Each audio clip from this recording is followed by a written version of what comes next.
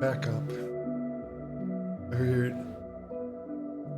just getting set up and trying to figure out like setting up the basic controls, but yes, Microsoft Flight Simulator. Figured to just live stream as like I do this. Just gonna be a little bit of like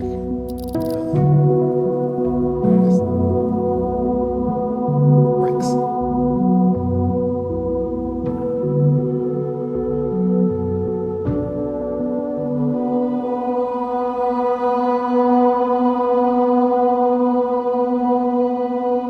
Things have breaks.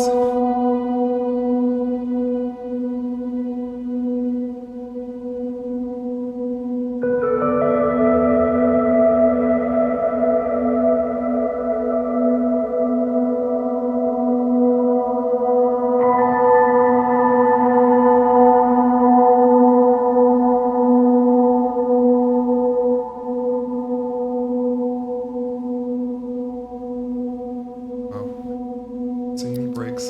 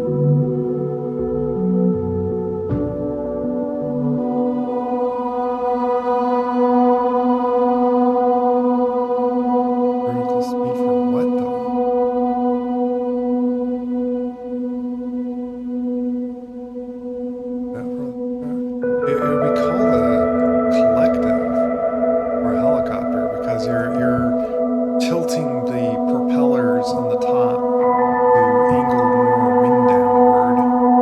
That's how you get more lift. You don't throttle up the propellers to get lift.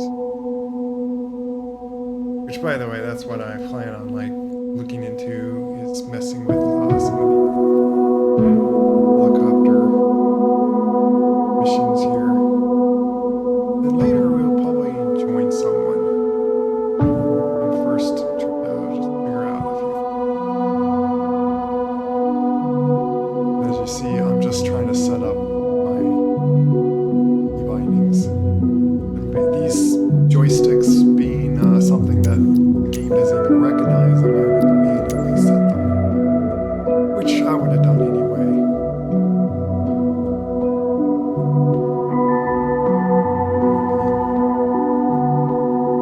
Oh, you're going to be in voice chat?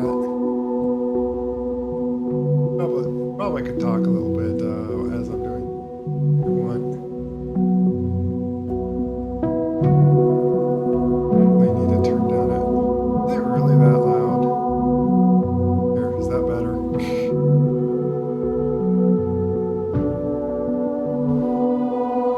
Is all the stuff always so much louder in my ears than in the broadcast?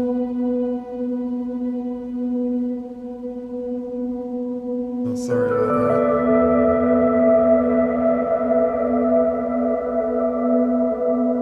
Might have to turn down that music. Well, there's a lot of things you have to do that.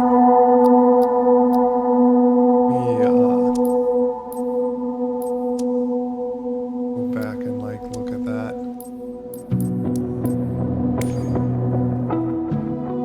Where is audio? Also, supposedly I should be able to. I see stuff that like I could bring over my 2020 over to this, but it's like, how? How do I do that? I've logged in my Xbox account on this, or Microsoft account really. I don't have an Xbox. Basically Microsoft account.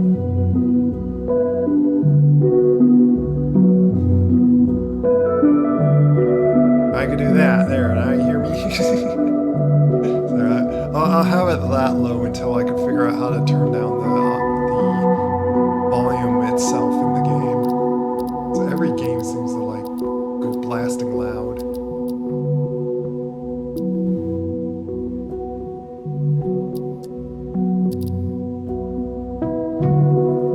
I could do it like that, and you still hear the music, and at least I'm like much louder than that. But yeah, where's the card setup? Oh, there we go. Graphic. Ultra.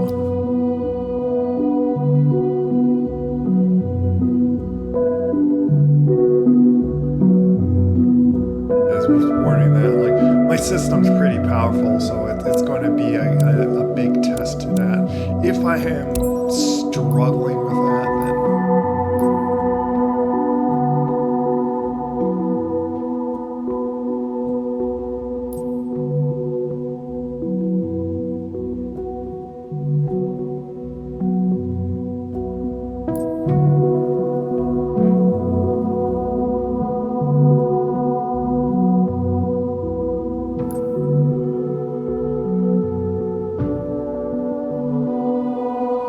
I'm guessing this will make it so like you have to like look for the things that turn on or whatnot.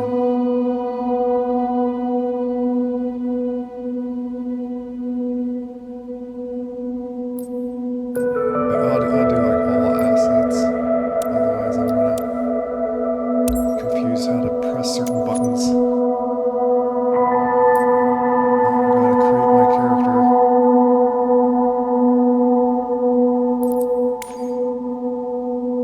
Flight Sim 24 Rosillo Riker, ready for takeoff.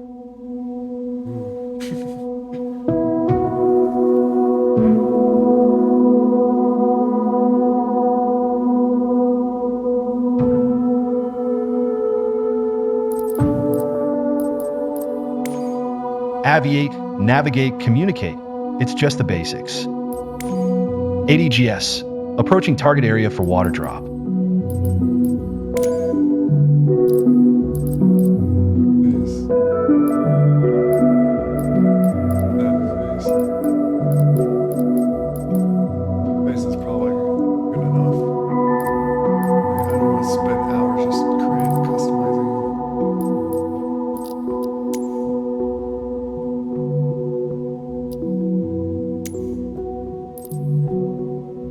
Here.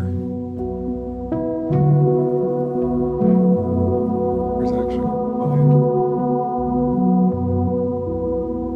Close to kind of my own here, actually. Ladies and gentlemen, we've ATC, request. The sky is calling. entering sprays. Flight Aviate ATGS. hoist ops Rosillo Riker. Green light for patient extraction. Cabin crew. The sky is calling. ATGS. Cabin crew. Ladies and gentlemen, Aviate, navigate. the sky is calling.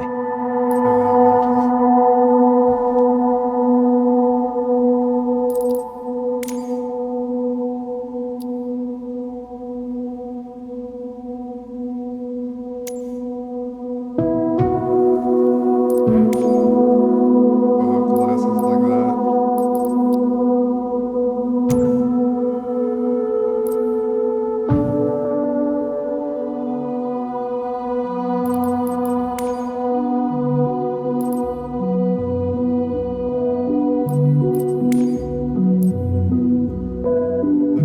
Even though I'm not really like wearing those things, I'll be more cooler looking.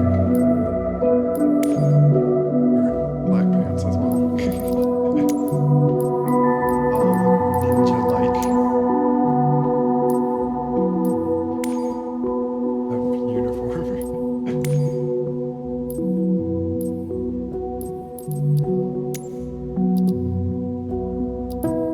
That take off.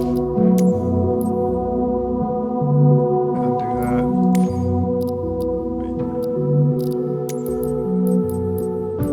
The other shoe pedal.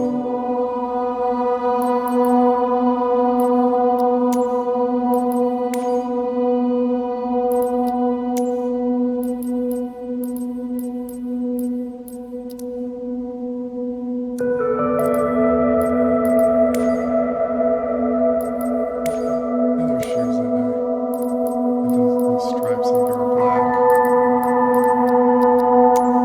Not get those now. Hey.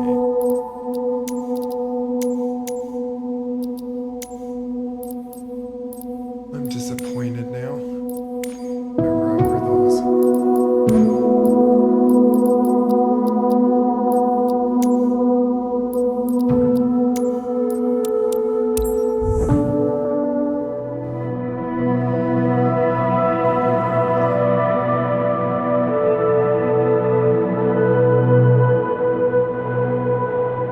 Marketplace content that has been previously. Oh, so it's not out yet.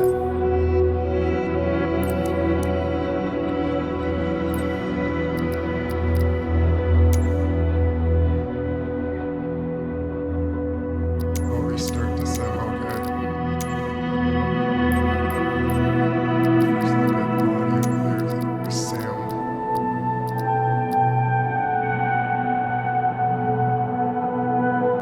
There, is that better?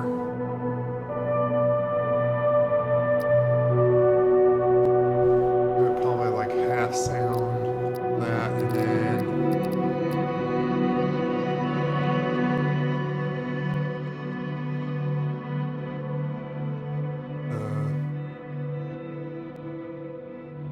I'll do that like that.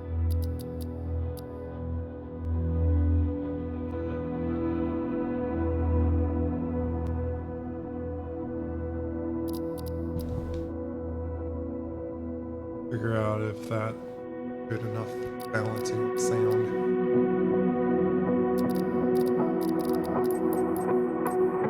I could get in VR on this game and or switch to VR, but I'd rather first try it for a bit, like desktop. Like, I'm still getting in DCS just on desktop, so.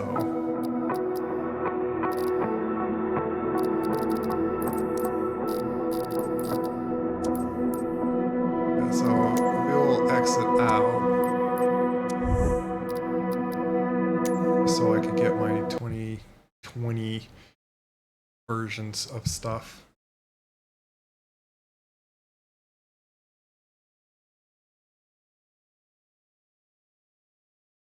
And we'll get back in. Yeah, I got the other Microsoft game. There's been like a lot of bad reviews on this. Mainly because a lot of the missions have bugs and stuff, so we'll see how well we can even get through that.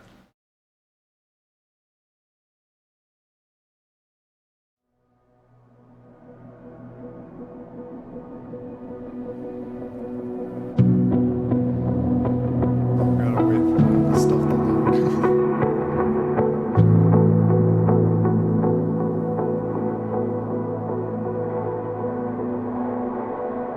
But I don't know what like more stuff I get.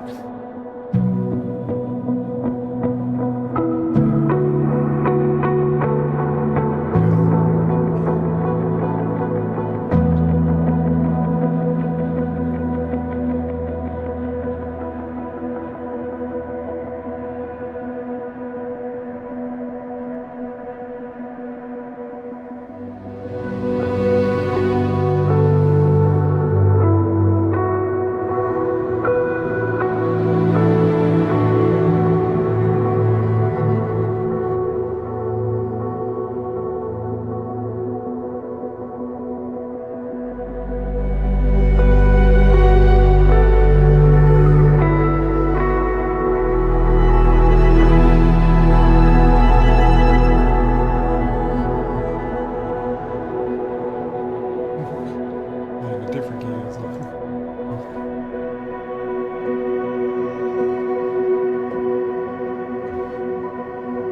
This is going to be a few minutes. Plus, they see deer and stuff. But I don't know if that's going to be like that amazing. It's like, oh, yeah. Wildlife, that's it. What I'm curious about is all this helicopter stuff. And hopefully I have all, like, can fly like those helicopters and stuff and not have to buy some big expensive package just to get. Like, I did notice, like, to get all the aircrafts at the start or something, you gotta buy, like, their super expensive package. It was like a $200 package.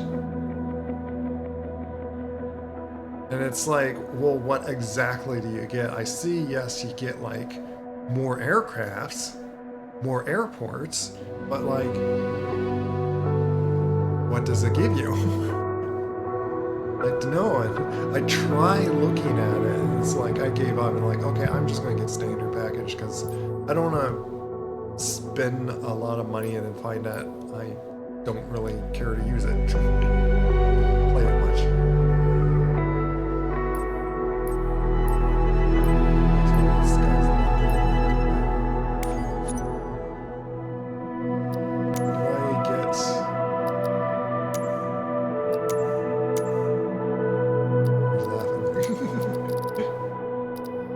Plan on joining him.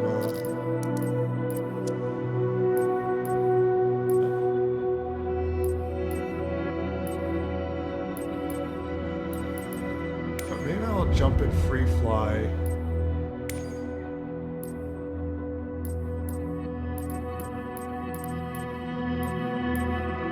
Oh, here's the. You know what? If I really want to fly that, I just fly it on DCS. Which I can shoot the Mavericks and all that, so there's one helicopter. there's a. That's an interesting kind of helicopter. You control left and right on it.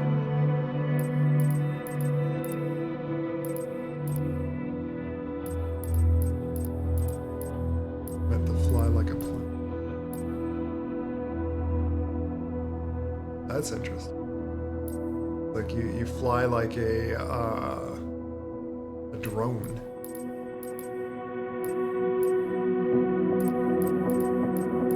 Yeah, I'm just curious on just hopping in this. I do want to like do. There we go, helicopter. Oh, there's bigger helicopters you can fly. But I'll fly this one to just.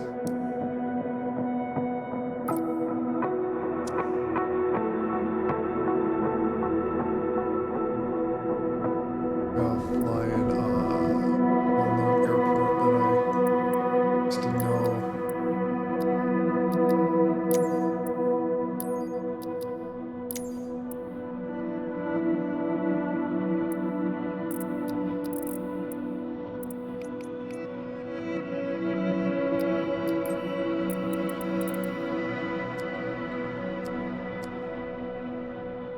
Change it out of live.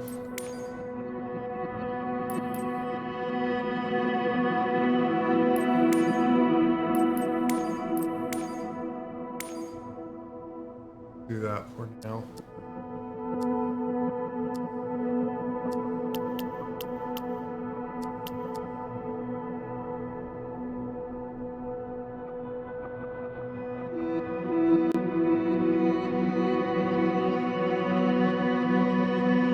it like kind of daylight. Doing this just to like try out jumping into a helicopter and see if I could just get it going. And then if I establish like, okay, it has all the set controls.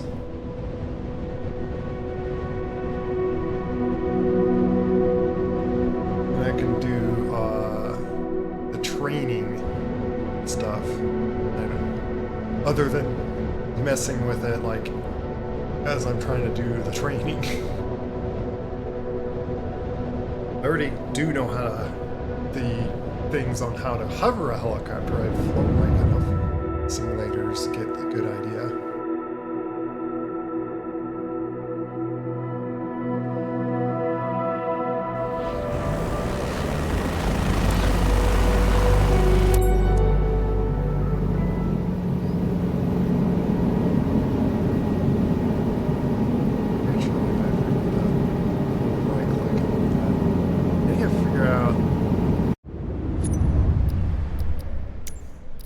One of the things that I would like to just be able to do is look around with my big thing.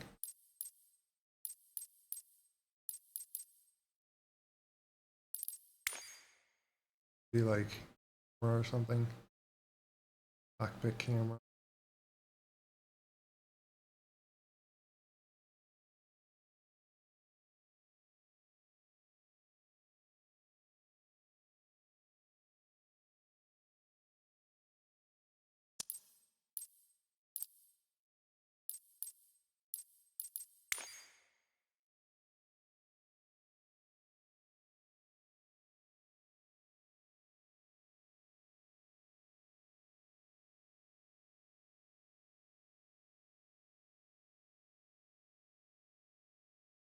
Should be like a look axis or something.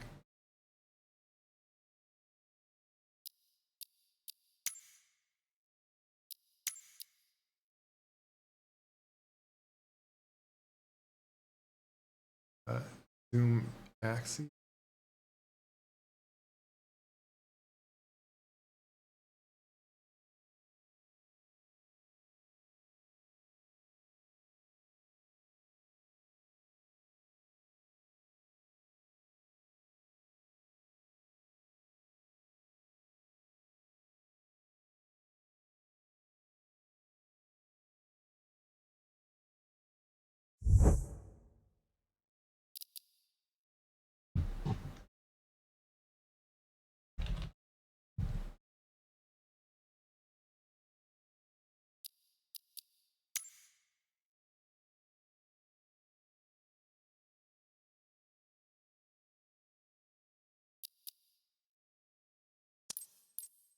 Thing is I already put that on something else.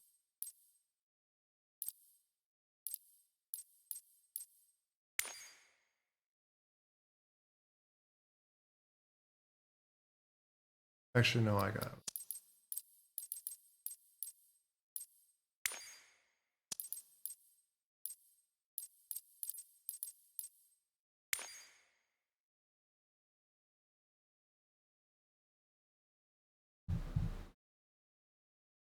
Instead of that, actually.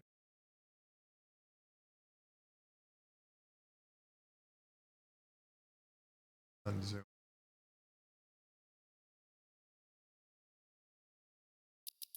For right, have an axis thing. There's gotta be like a reset cockpit view as this button.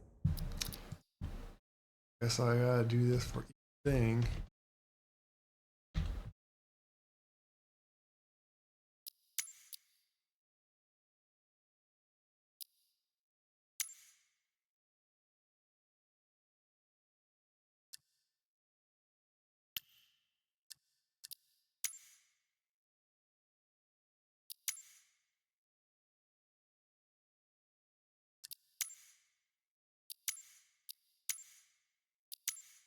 Duplicate.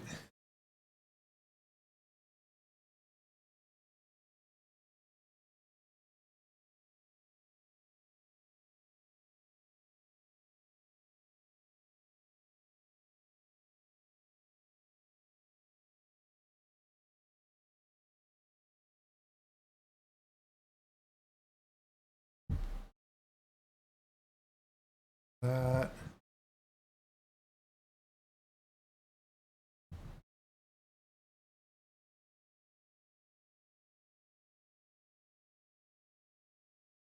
Why is there a Z train? Rolling? Like in your head?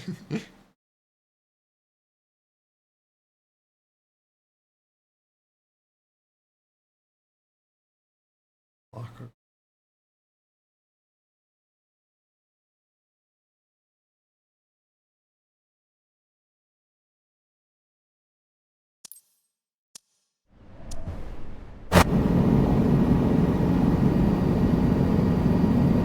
Not exactly what I wanted. And it's backwards. Of course. That's going to be how it is. Like, it's going to be a little bit. Sorry. Totally not what I was wanting. I didn't. Basically, slewing the camera. That's not looking. That is not. Oh, translation. Yeah. Well, that's not the one I want. Yeah, cockpit look. This is what I don't know what the difference of lockable and non-lockable.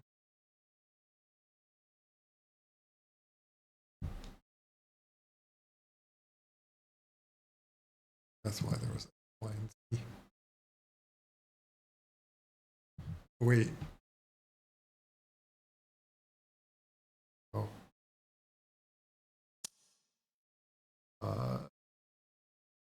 Zoom axis.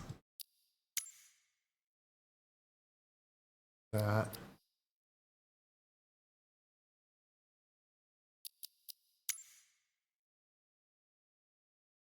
Then.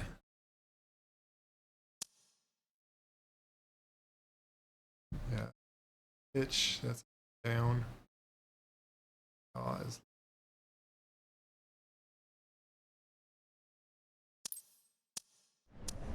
There's gonna be a like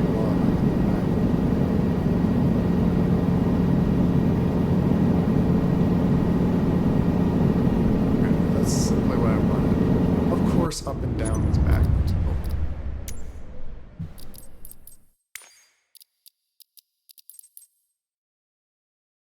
And it's probably what's going to be with even my throttles and stuff. It's going to be all backwards. I figure out.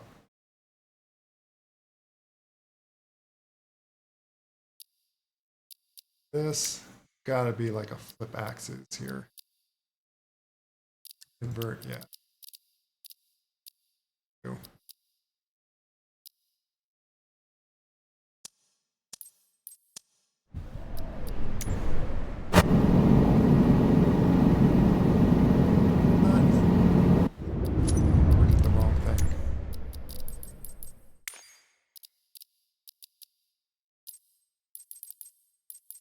Kind of wish you can just like figure out in the control itself what's what.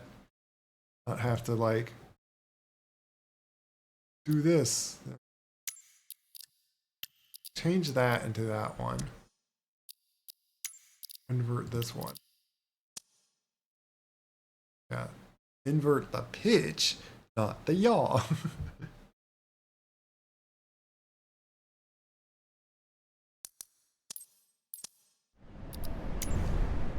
My other run, oh, of course you're like backwards as well. Everything's like, I guess I gotta just assume that everything's backwards.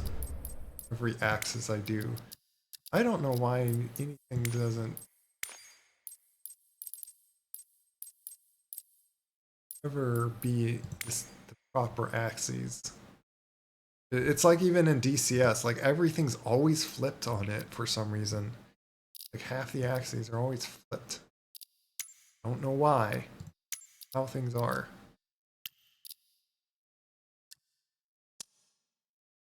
But now the big thing is how do I set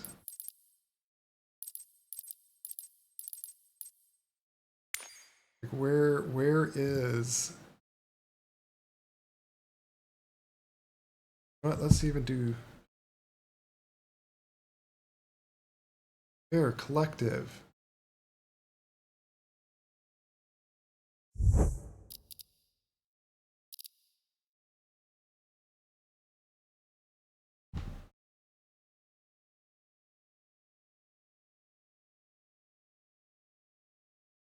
Holly.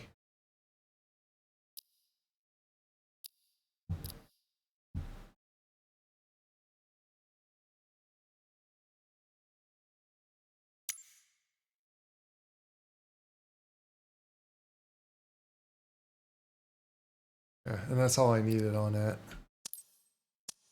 That's what I need to have. Oh, and of course. I should have, as I was saying, I should have just assumed that that was going to be the wrong direction. You know what? I'm going to even assume that for the throttle here.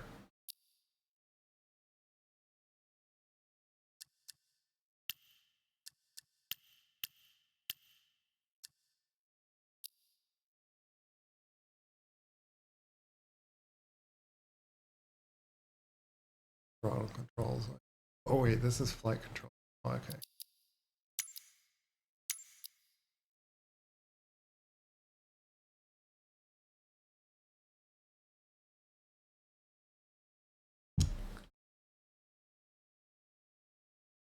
Where is that?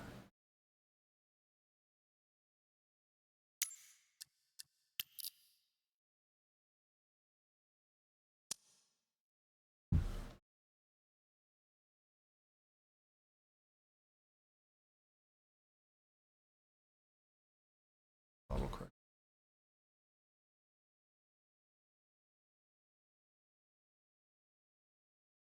Wait, there is I could put throttle.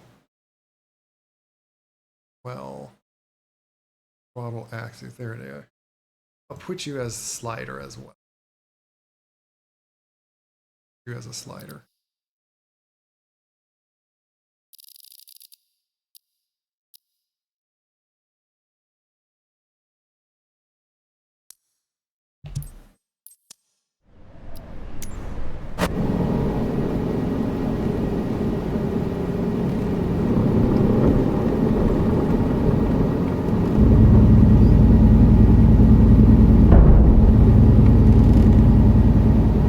You're backwards. You're not even.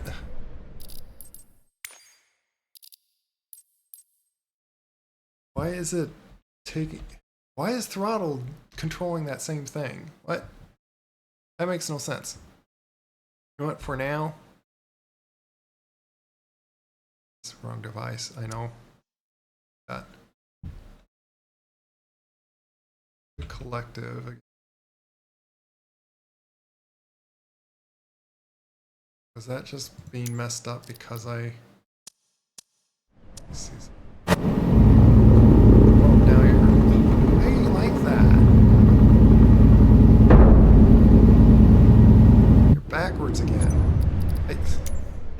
Didn't I just flip the thing? Oh my goodness. Being very confusing. I just inverted you. Now I gotta re-unvert you. Making no sense.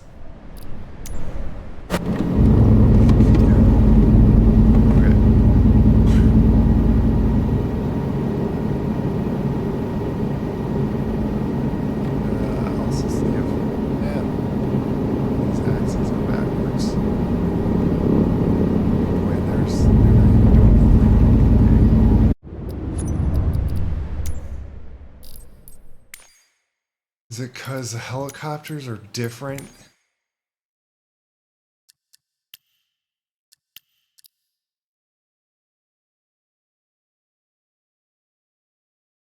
There's,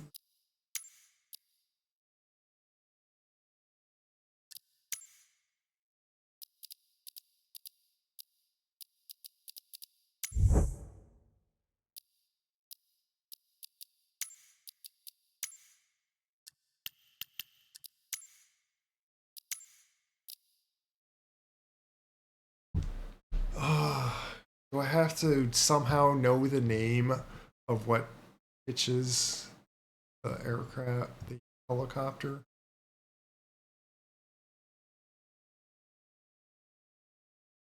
Kind of different.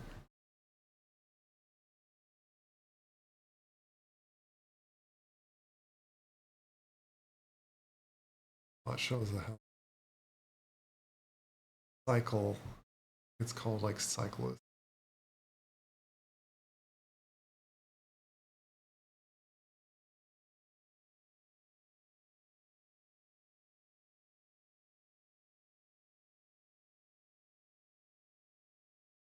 Well, rudder axis. Of course, you're set on this.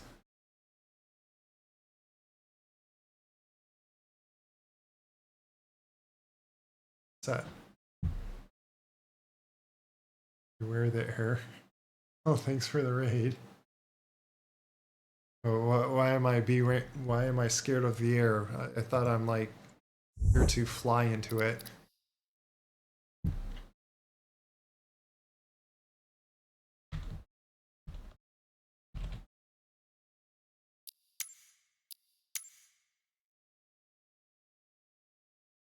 Air is scary. Okay.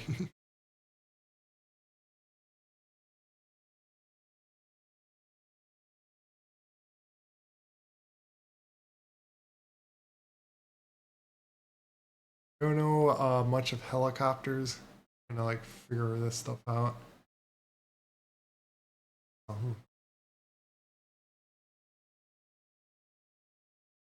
I didn't know there would be a horizontal and vertical throw.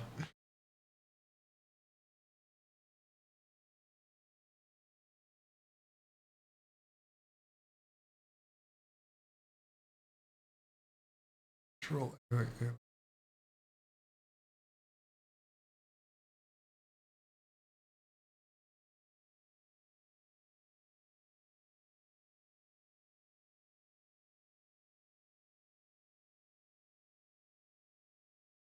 Doesn't mean my cycle left, right, up, down, but that's just buttons. Where's the axis? Unless it is ailerons and elevator. It's not technically. I guess I'll try this. Aileron. Of course, wrong device. Right stick. On. Tell us for every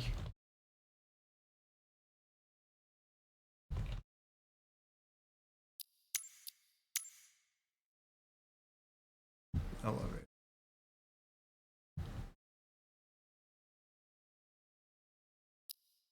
But I assume, you know what, I'll assume this is already invert. Half the things are always inverted up. You're gonna eat some food. Okay. Thanks for the raid. Thanks for joining. At the moment, as you see, I'm just trying to figure out my tools here.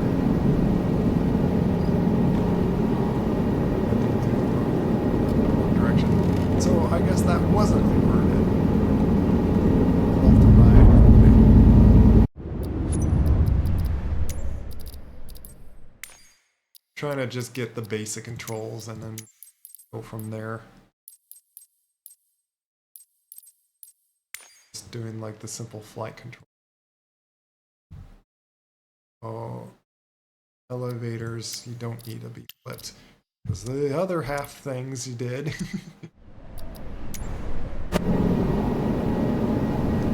Which doesn't make sense. Like, but this was, yeah, that's throttle.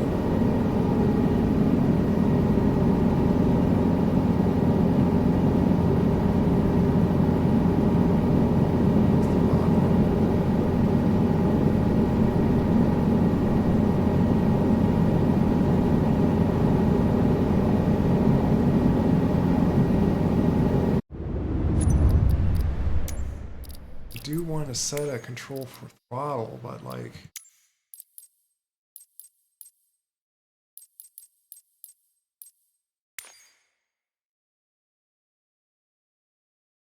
well, there is collecting. It's just it wasn't set to helicopters.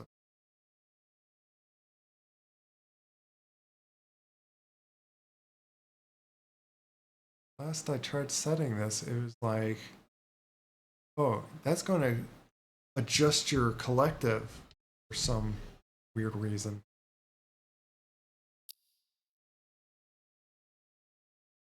Collective. That's that. Oh.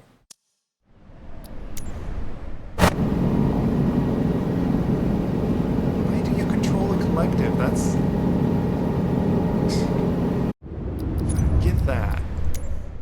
I want to make that slider control the throttle. That's not the throttle. Lie to me.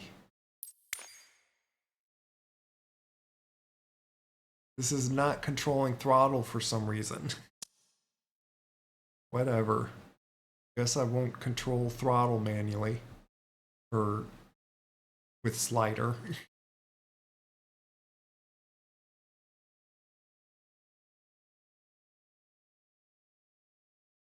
That's set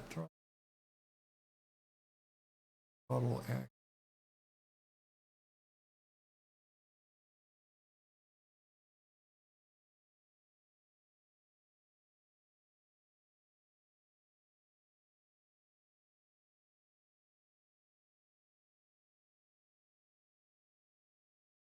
I don't know.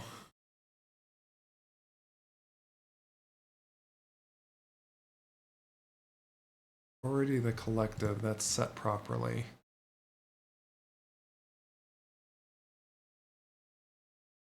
Oh, I don't get it. What they expect. Maybe this is one of the bugs, like, this is not controlling the throttle of the helicopter. But I'm not going to worry about it, because usually you set the throttle at a certain amount, and then you go with that.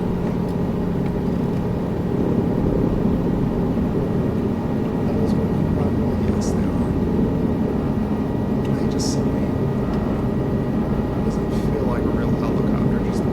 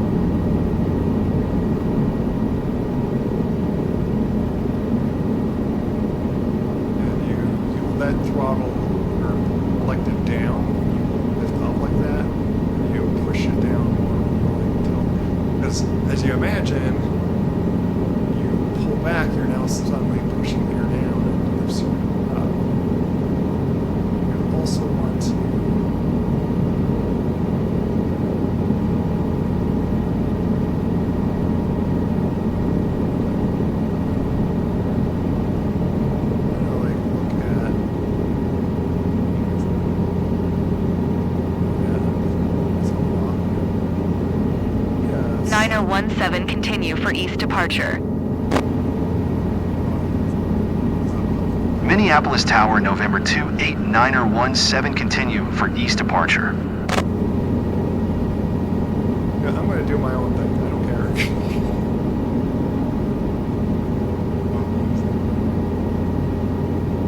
Well, I don't exactly need to take off like that. I'm already hovering in the air. I'm going too fast, actually. I thought this was like pretty fast, but I could go to like 80 airspeed from what I saw some of those flights. Land on this parking lot.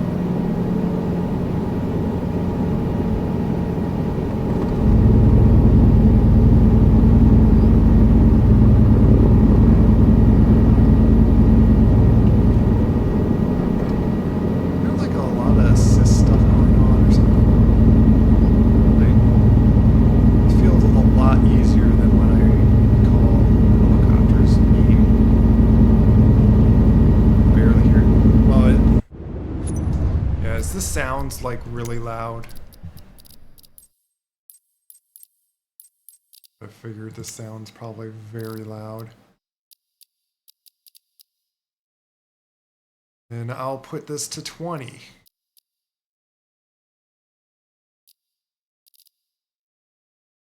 That.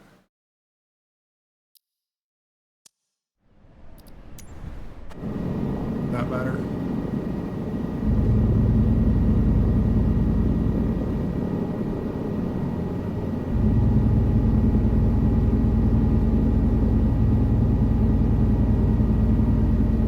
Yeah, this feels really easy for some reason.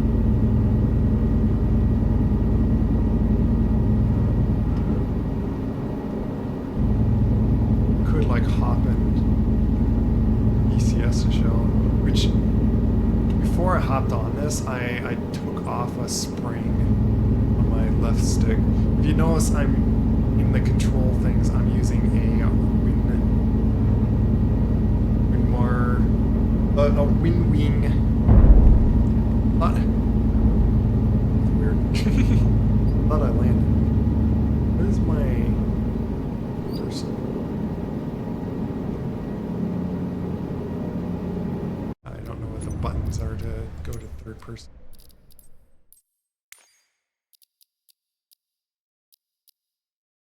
But yeah, see, Wind Wing Ursa Minor flight stick. They're like dual sticks, but I could take off a spring and plane it. Well, not exactly a plane. I'm in a helicopter. I was like landing on that. How it felt like I thought I hit the ground already, but no, I was like several feet off it, and then I just kind of plummeted to that there. I thought I was on the ground already. But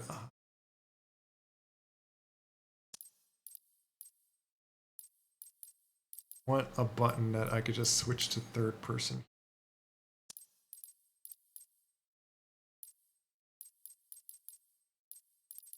Like external camera.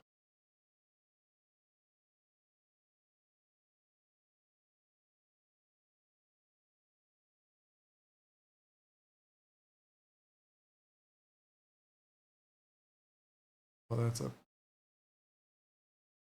focus.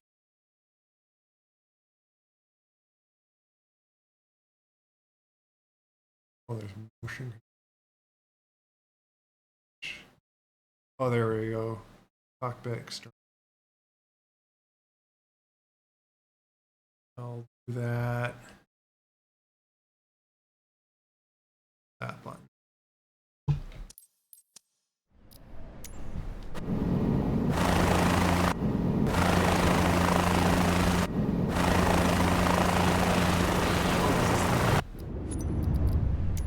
I want to be able to control the view same axis. Like set the external view, and I'm guessing it's this, and then all I look axes. yaw. Of course, twice. Yaw. It says one, because it's saying that there's something else in it.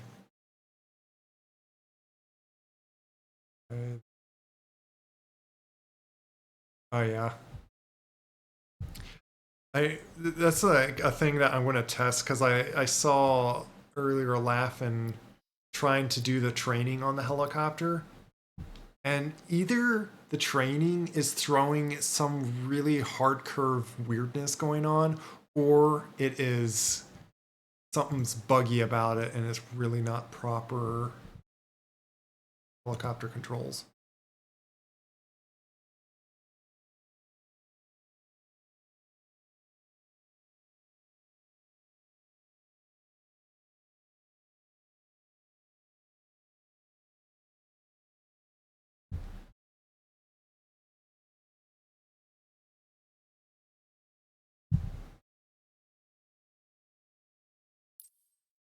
Uh,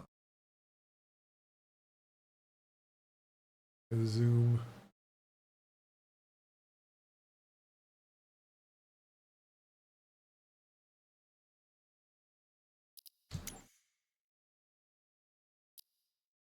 I think I needed to invert that. Maybe it's because it's already.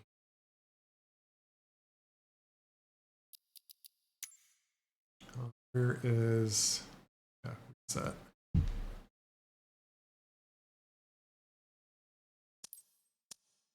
There.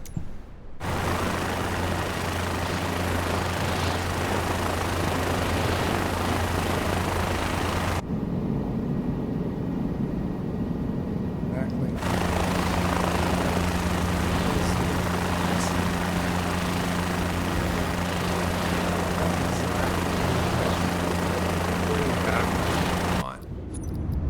Can I invert those just for the controllers?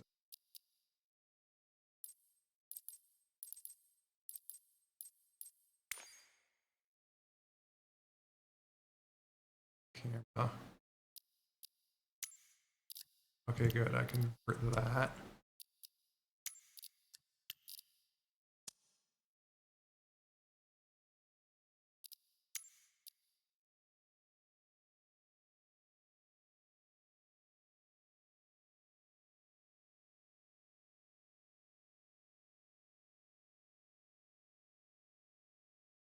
Got that on that axis.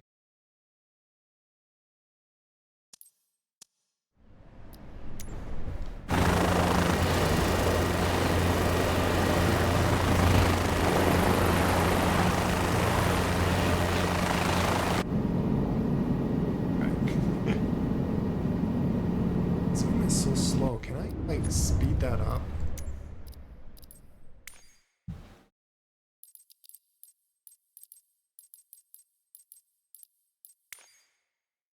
Otherwise, I'm not gonna worry about it.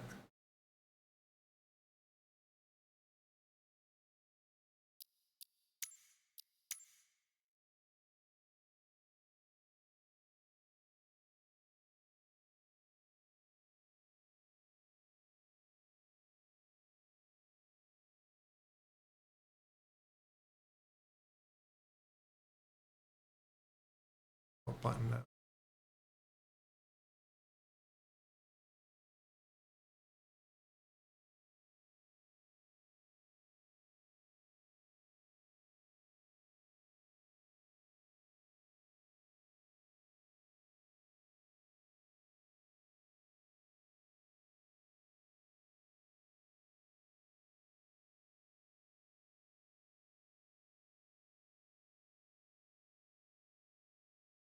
Oh, yeah, buttons.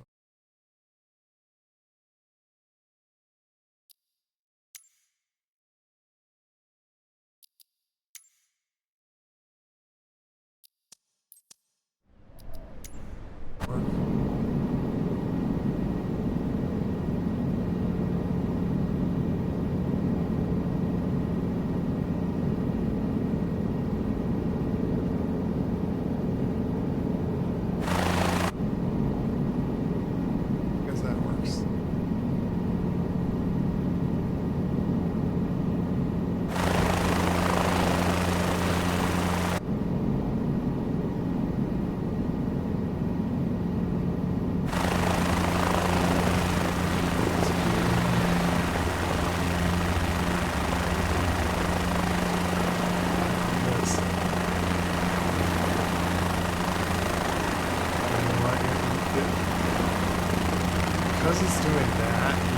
there's some extreme assistance going on. Yeah, see. It's like there's some autopilot. Are you helping me? Yeah, that's not like...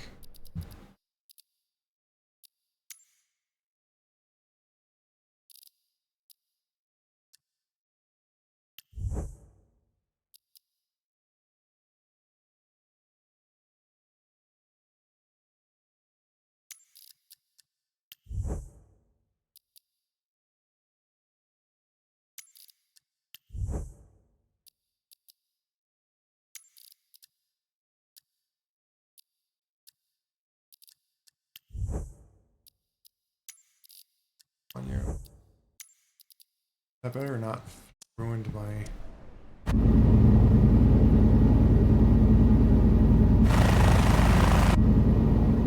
know what that's all about.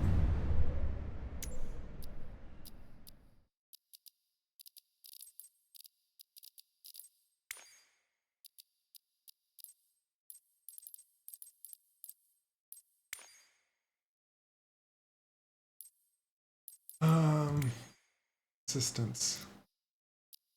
There is all kinds of assistance. Okay, here we go. That's what it is.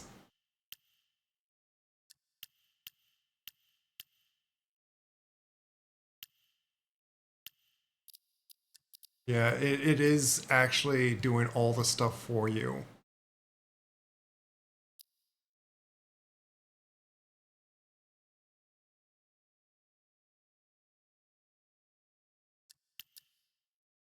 I want to actually turn all this stuff off.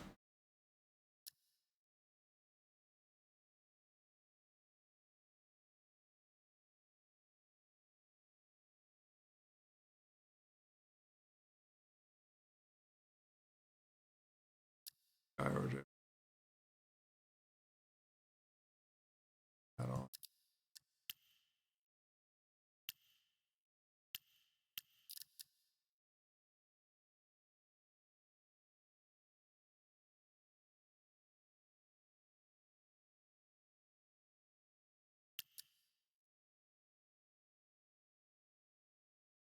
I want to turn all the assist stuff off. Visual assistance, that's what I was thinking the thing was going to be.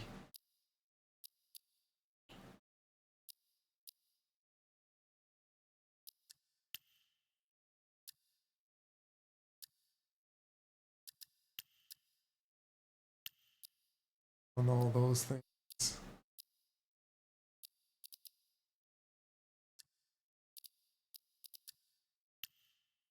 Okay.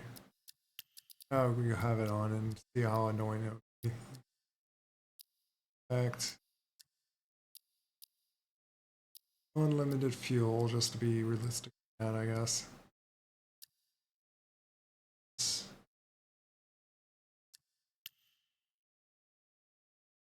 Fact.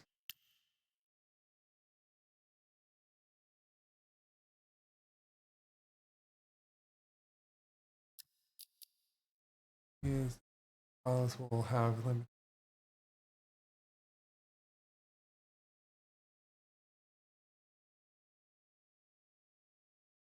Yeah, I'll just do the jet one because so I could handle whatever like crazy.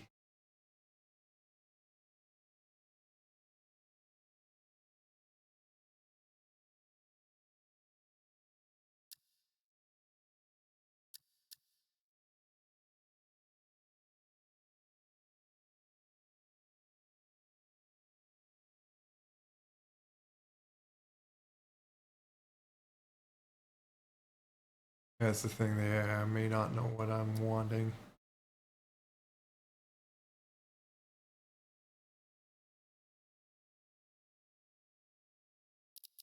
Okay.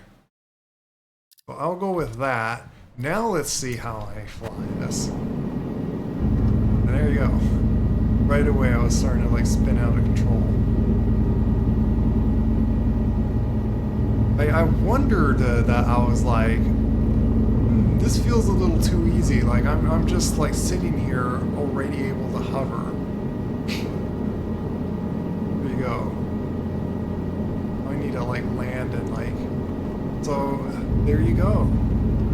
That's what it is. I think Laughlin may not know about those assisting options. I would like to see that there must be like a trim option that I can like I can just click and then like recenter where the stick would be. Otherwise I gotta like hold it in this like kind of off positioned spot. And you gotta fight right pedal once you get like close around and you're such a light helicopter, things go like all crazy. I gotta remember how like muscle memory on like how to like and you start pivoting around in a circle because of the rotation gyros going on.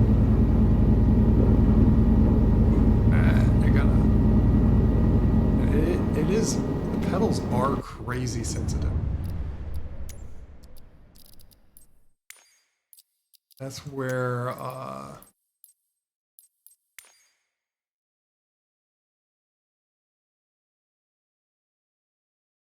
wonder.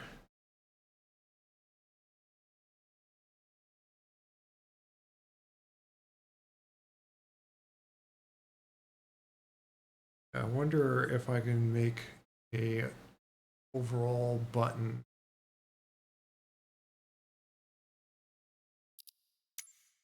or set trim.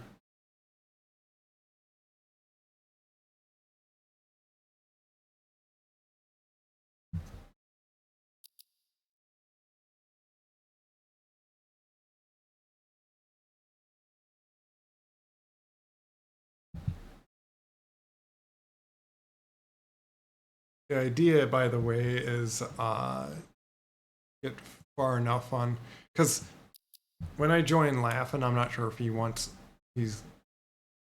would want like anything about us streaming at the same time, and I didn't like let him know on that. And so what we'll do is before we join him, I'm going to just raid him. So won't be streaming then, but that's how I'll go about it. I'm gonna first though, I still want to go into the helicopter training. I'm just kind of messing about. It's what I figured the first thing we need to do is just establish all these controls. And before I forget about like how to set trim and stuff, I think I need to like go into the training thing. Let me see if I could just safely get on the ground and take off to like have an easier job instead of me like fighting all this going on.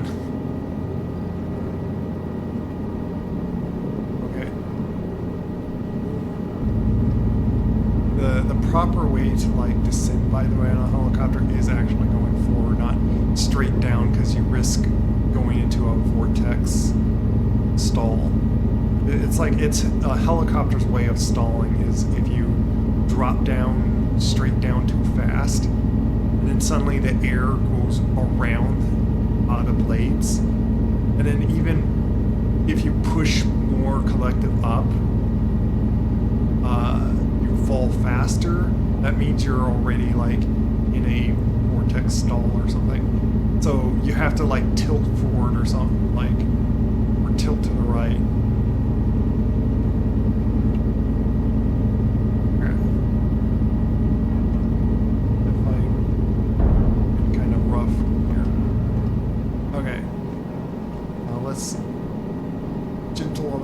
And see if I can like kind of hover here. Yeah, the pedals is really crazy to do, but yeah, it's difficult. You're trying to like control a very light helicopter here. You want to do like very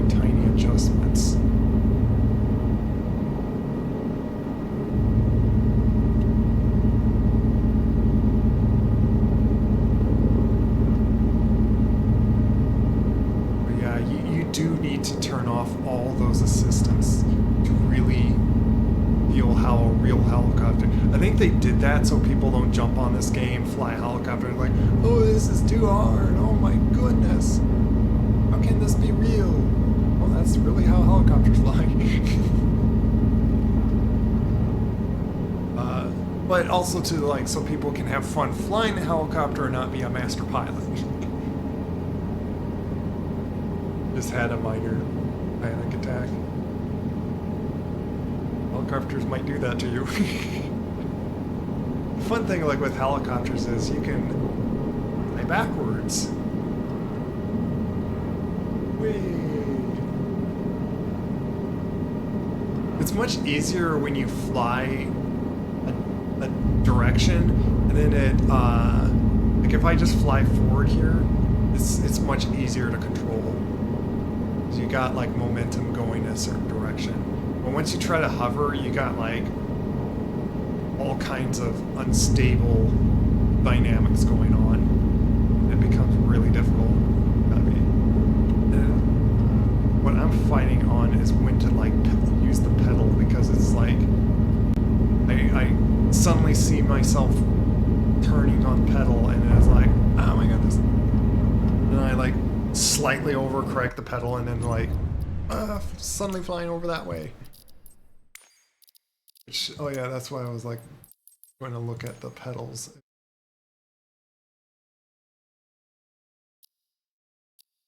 Should be a curve thing that I can adjust.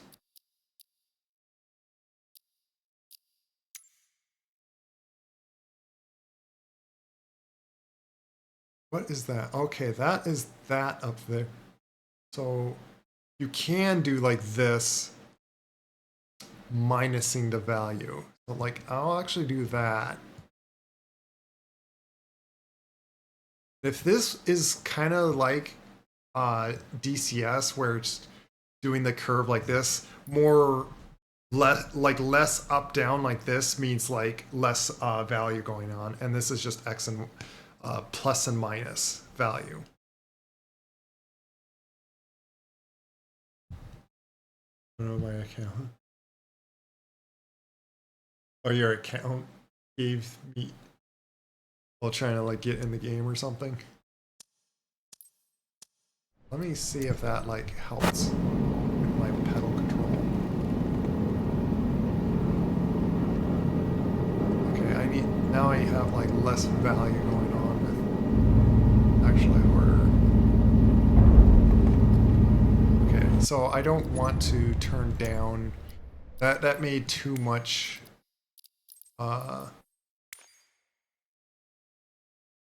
took away too much roll. I do need this up still. Might just do a little bit. Let's try that.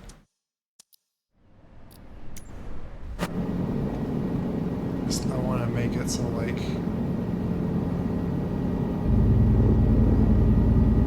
it's just like you gotta really hold it. But I guess you gotta be used to like, so when I'm like taking off, hold my pedal, right pedal really far in and adjust from there. There you go. Because I'm fighting a big propeller above me while I'm lifting up. I think I will put it back to just really normal, like how it was before. Well, keep the curve. Might adjust it just a little bit less curve. And I think I'll do some curve on the other axis.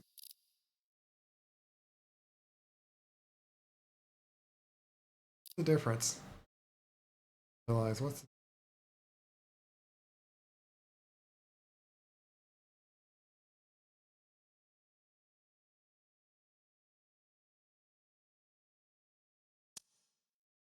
I'm going to delete that and see if this is still and adjusting this. Let us this a little.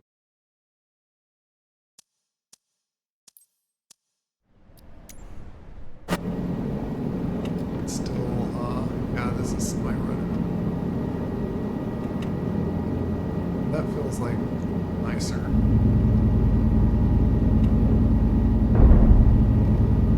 Very sloppy at the moment.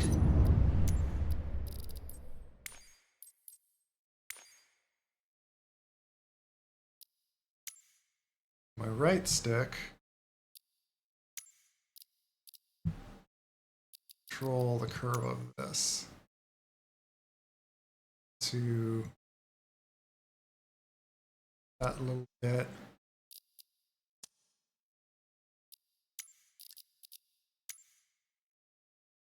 Well as 3. That's like the same thing to do like in DCS.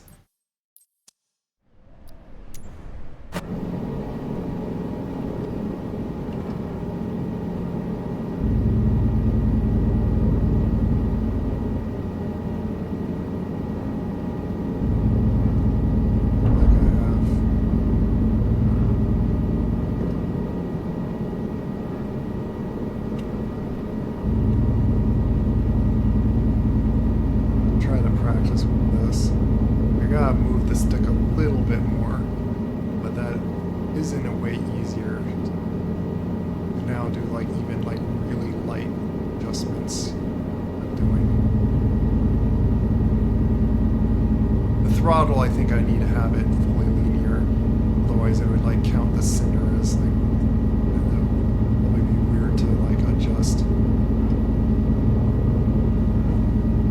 Yeah, and see, I tilted to the right. I missed what that just said. It appeared and then disappeared before I could read it, so I don't know what you were saying.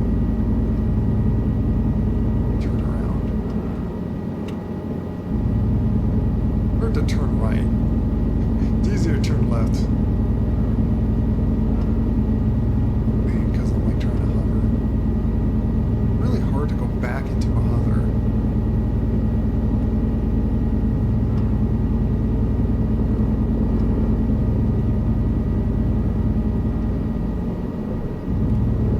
Okay.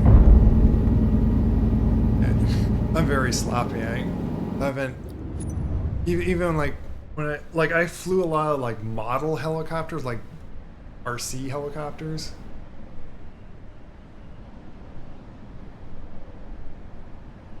Your personal info linked to this account. Okay. Oh, you had to remove? Oh. Hopefully get that all worked out. When you tried this, it leaned to the left a lot. Well, usually helicopters will lean to the right, or depends on which direction the motor the blades rotate. In flight. I'll just say in flight.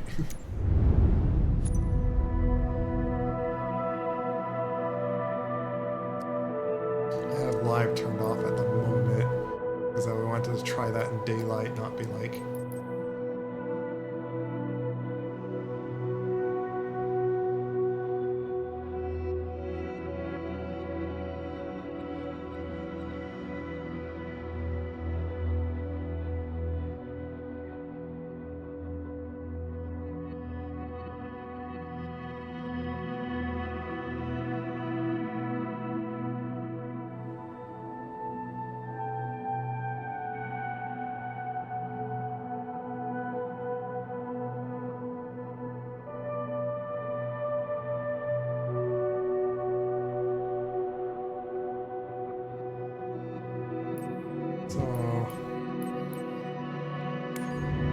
Career mode. I guess we get a video.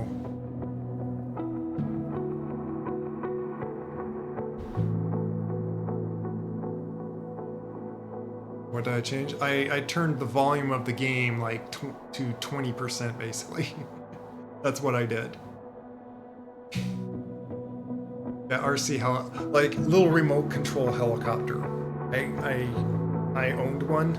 I used to own one, and I also like had a simulator before, like probably a very old simulator at this point, but like one that you could practice on flying little RC things.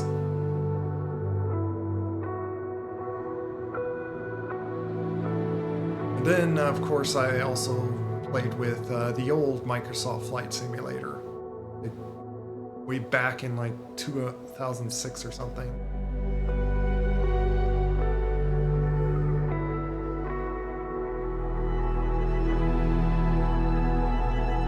A nice little video. Boat cargo. Guy is called. Which that was my dream of, like, at first being a pilot.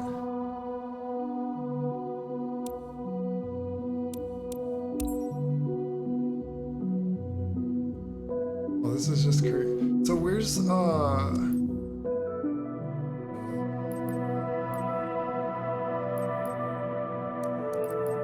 where is training then? Oh, there. Flight training. There we go. Just wanted to look at flight training. Helicopters.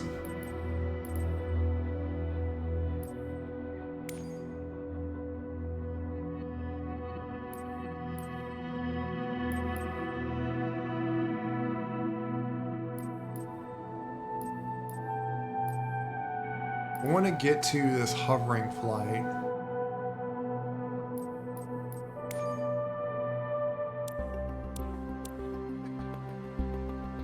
Because specifically to test out on that stuff. Like we'll see how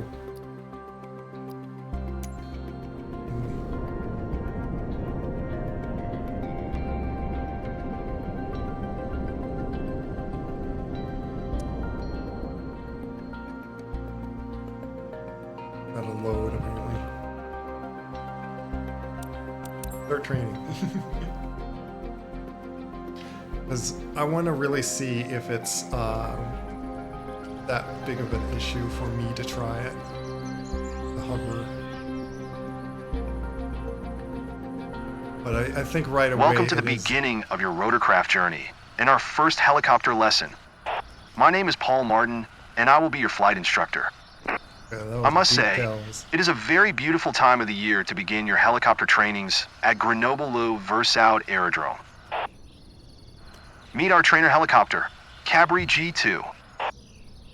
Bravio. You already know how the flight control surfaces of airplanes work, right?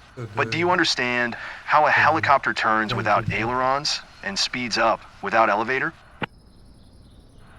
Here, look at the Cabri's main rotor. This is our main control surface. By tilting the main rotor disc forward, backward, left, or right, we can change the direction of the thrust vector and move the helicopter in the chosen direction.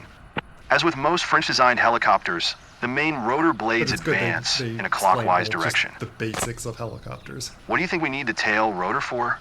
Walk closer and look at it. By changing the tail rotor's thrust, we can control the direction that the nose of the helicopter points. The Cabri G2 utilizes a fenestrine-type tail rotor. It differs from a conventional open-tail rotor by being integrally housed within the tail boom. Cool off. Now let's continue our training inside the cockpit. Get in and buckle up. Hey, click on these things. Oh, go. Look, engine. Amazing. Because I'm checking the oil now.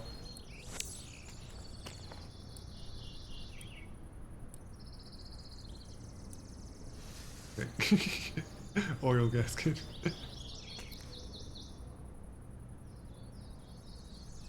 I close this. Thank you. I'm done looking at the engine.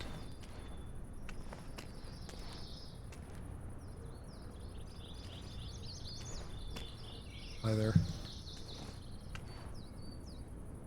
Look like me. We have the same face.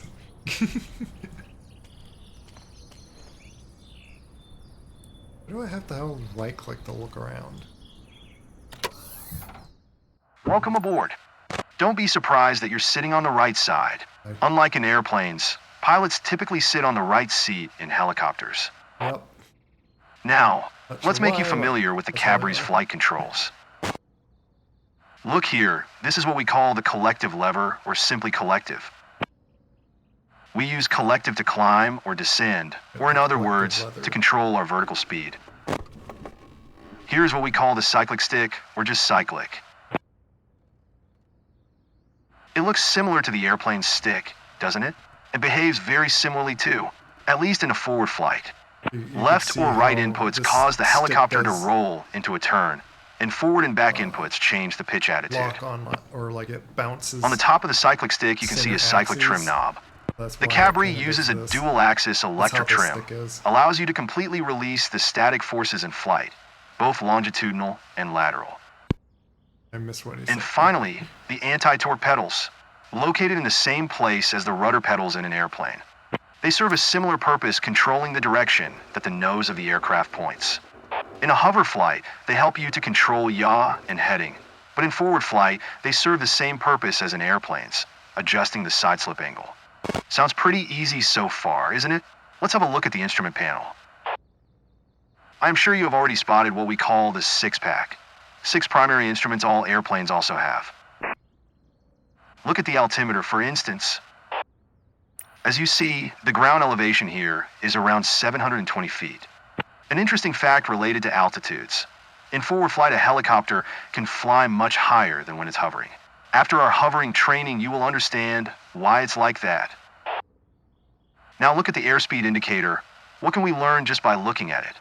You can see right away that the indications start from 20 knots. The caution range lasts up to 45 knots, and you should never exceed 130 knots airspeed. Why should we be cautious when flying slow? I will show why in our next training. Because you Now, drop like a would you rock. please look at the vertical speed indicator? Also, you It is would very do important to the monitor laser VSI, especially on descent. If you descend faster than 300 feet per minute at low airspeed, you may settle your helicopter into its own downwash. Yeah, that's This what- is called a vortex ring There state, you go, and it is an vortex ring emergency state. situation you will eventually learn to deal with. But for now, simply Yep. get used to monitoring your VSI, just like you monitor altitude, Just airspeed, don't and drop too engine fast. parameters. You stall. Another you thing to remember turn while yourself into flying a is to rock, keep the basically. fuselage in the correct streamline position.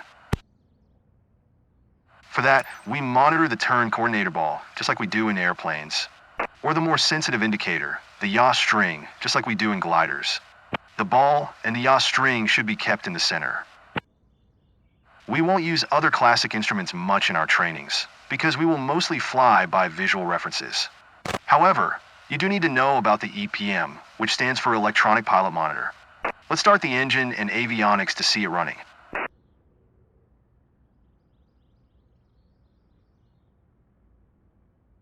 E. Wait, we didn't finish our ground training yet. Oh, it's doing the same bug that like I heard someone else had. Great. Now you see the electronic pilot monitor running. I understand you want to fly, but believe me, you need to know some theory first. Let's start over again. Welcome aboard. Okay. Don't be surprised that you're sitting on the right side. Unlike in airplanes, pilots typically sit on the right seat in helicopters. I'm gonna have to restart if it's gonna keep. Now, let's make you familiar with the Cabry's flight controls. Look here, this is what we call the collective lever, or simply collective. We use collective to climb or descend, or in other words, to control our vertical speed. this.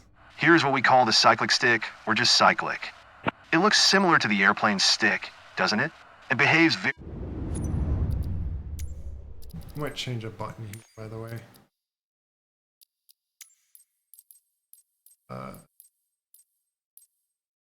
Camera button. Or just have it on.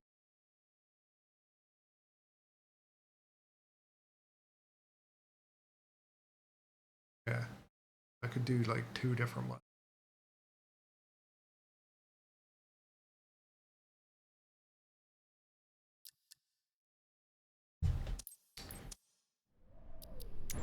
very similarly too, at least in a forward flight. I wanna hear what it Left says. or right inputs cause the helicopter to roll into a turn, and forward and back inputs change the pitch attitude.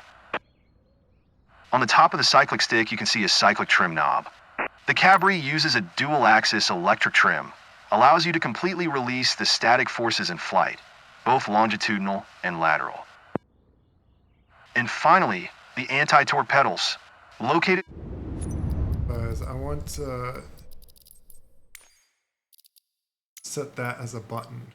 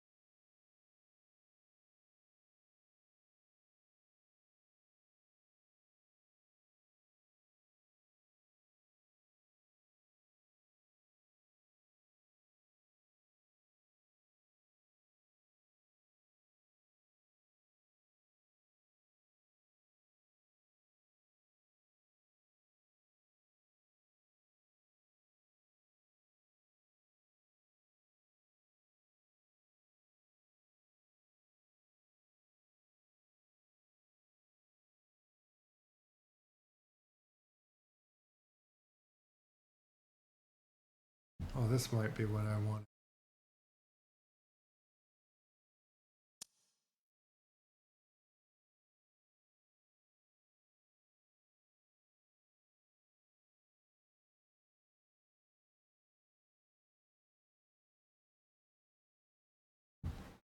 This is that button.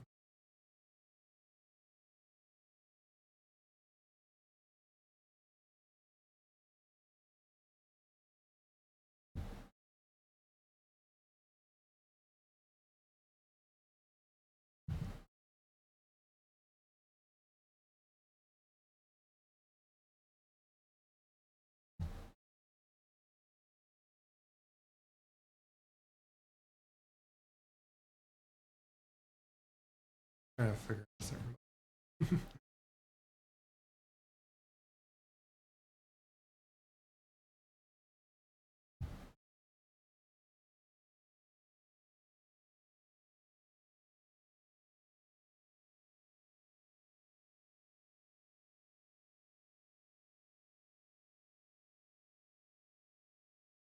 The roll trim value.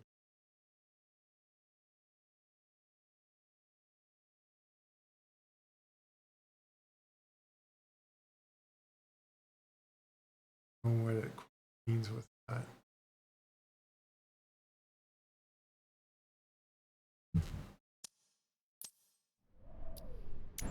In the same place as the rudder pedals in an airplane.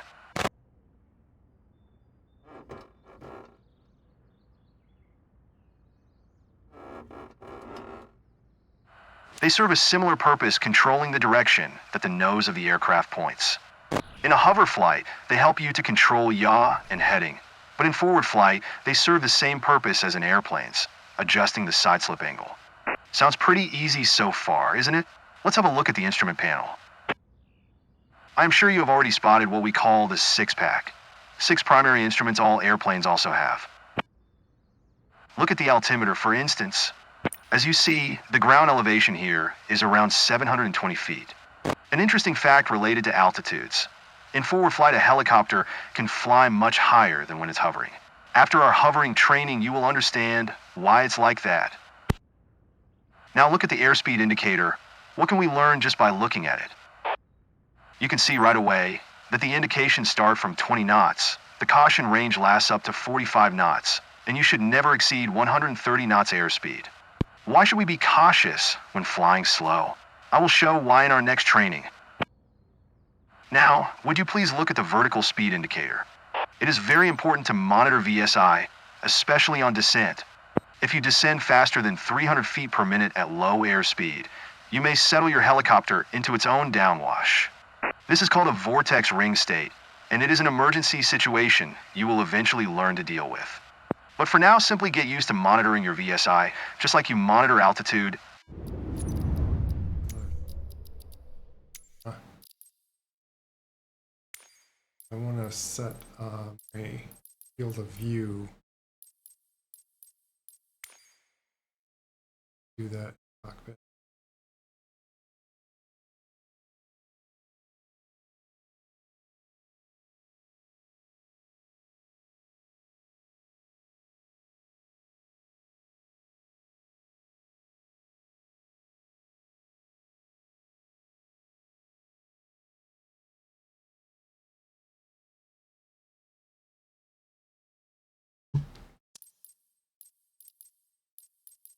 Everything.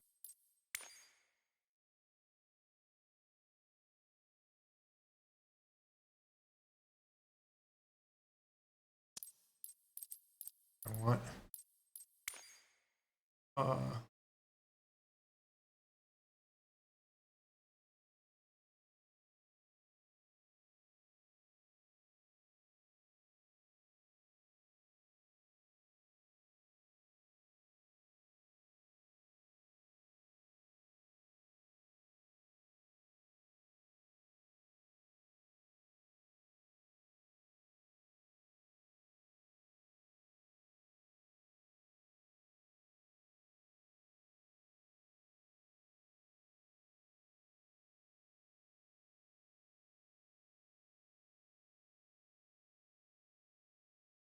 Could put.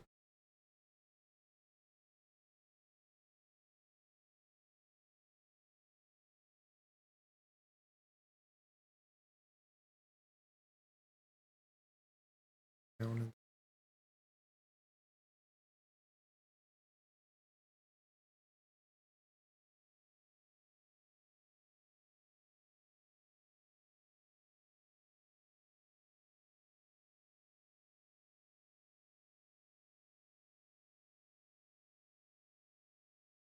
I'm not going to waste that. Airspeed, and engine parameters. Another thing to remember while flying is to keep the fuselage in the correct streamline position.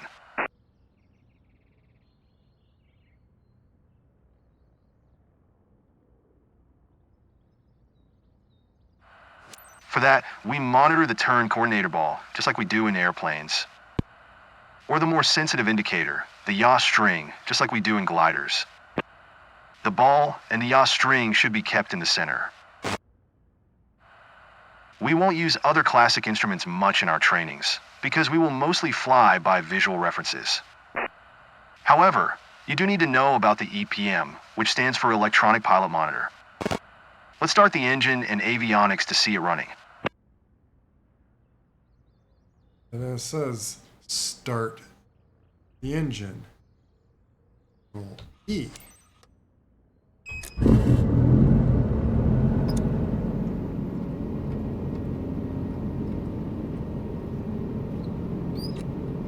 Great! Now you see the Electronic Pilot Monitor running. Right there.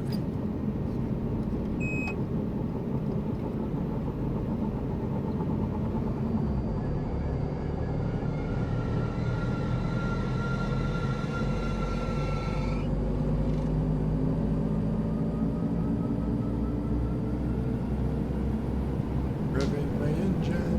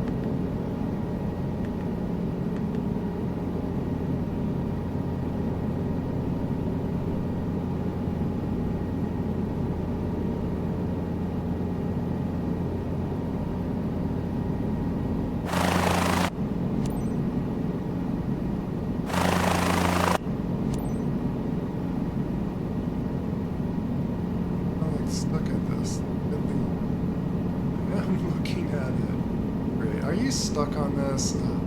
This is the buggy mess that we got to deal with.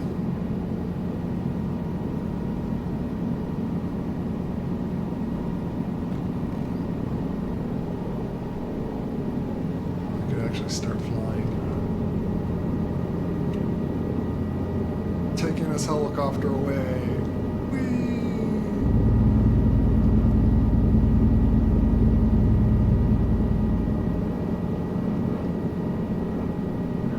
Wait, we didn't finish our ground training yet. Don't care. Talk to me. Crashing wasn't in our plans for the training today. Let's start over. Okay. Welcome aboard. Way to possibly fix that, because it is stuck on that thing even right at the start, is going to main menu. Then going back into it.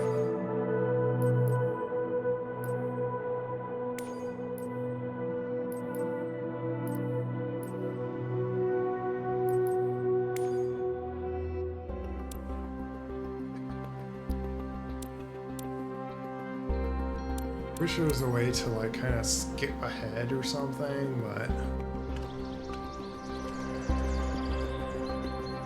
better not bug out on me again, otherwise I am seriously going to just skip this mission, this training. Welcome to the beginning of your rotorcraft journey and our first helicopter lesson. My name is Paul Martin, and I will be your flight instructor. I must say, it is a very beautiful time of the year to begin your helicopter trainings at Grenoble-le-Versailles Aerodrome. Meet our trainer helicopter, Cabri G2. You already know how the flight control surfaces of airplanes work, right? But do you understand how a helicopter turns without ailerons and speeds up without elevator? Here, look at the Cabri's main rotor. This is our main control surface. By tilting the main rotor disc forward, backward, left, or right, we can change the direction of the thrust vector and move the helicopter in the chosen direction. As with most French-designed helicopters, the main rotor blades advance in a clockwise direction. What do you think we need the tail rotor for? Walk closer and look at it.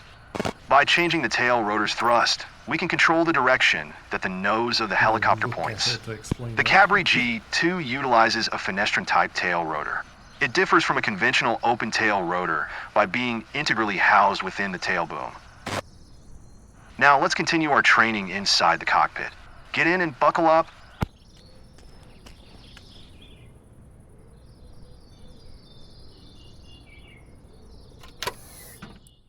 Welcome aboard. Don't be surprised that you're sitting on the right side. Unlike in airplanes, pilots typically sit on the right seat in helicopters. Now, let's make you familiar with the Cabri's flight controls. Look here, this is what we call the collective lever, or simply collective. We use collective to climb or descend, or in other words, to control our vertical speed. Here's what we call the cyclic stick, or just cyclic. It looks similar to the airplane's stick, doesn't it? It behaves very similarly too, at least in a forward flight. Left or right inputs cause the helicopter to roll into a turn, and forward and back inputs change the pitch attitude. On the top of the cyclic stick, you can see a cyclic trim knob. The Cabri uses a dual-axis electric trim, allows you to completely release the static forces in flight, both longitudinal and lateral. And finally, the anti-torque pedals, located in the same place as the rudder pedals in an airplane. They serve a similar purpose, controlling the direction that the nose of the aircraft points. In a hover flight, they help you to control yaw and heading, but in forward flight, they serve the same purpose as in airplanes, adjusting the side slip angle. Sounds pretty easy so far, isn't it? Let's have a look at the instrument panel. I'm sure you have already spotted what we call the six-pack. 6 primary instruments all airplanes also have. Look at the altimeter, for instance. As you see, the ground elevation here is around 720 feet. An interesting fact related to altitudes. In forward flight, a helicopter can fly much higher than when it's hovering. After our hovering training, you will understand why it's like that. Now look at the airspeed indicator. What can we learn just by looking at it? You can see right away that the indications start from 20 knots. The caution range lasts up to 45 knots. and you should never exceed 130 knots airspeed. Why should we be cautious when flying slow? I will show why in our next training. Now, would you please look at the vertical speed indicator? It is very important to monitor VSI, especially on descent. If you descend faster than 300 feet per minute at low airspeed, you may settle your helicopter into its own downwash. This is called a vortex ring state, and it is an emergency situation you will eventually learn to deal with. But for now, simply get used to monitoring your VSI, just like you monitor altitude, airspeed, and engine parameters. Another thing to remember while flying is to keep the fuselage in the correct streamline position. For that, we monitor the turn coordinator ball, just like we do in airplanes, or the more sensitive indicator, the yaw string, just like we do in gliders. The ball and the yaw string should be kept in the center. We won't use other classic instruments much in our trainings, because we will mostly fly by visual references. However, you do need to know about the ep1, which stands for Electronic Pilot Monitor. Let's start the engine and avionics to see it running.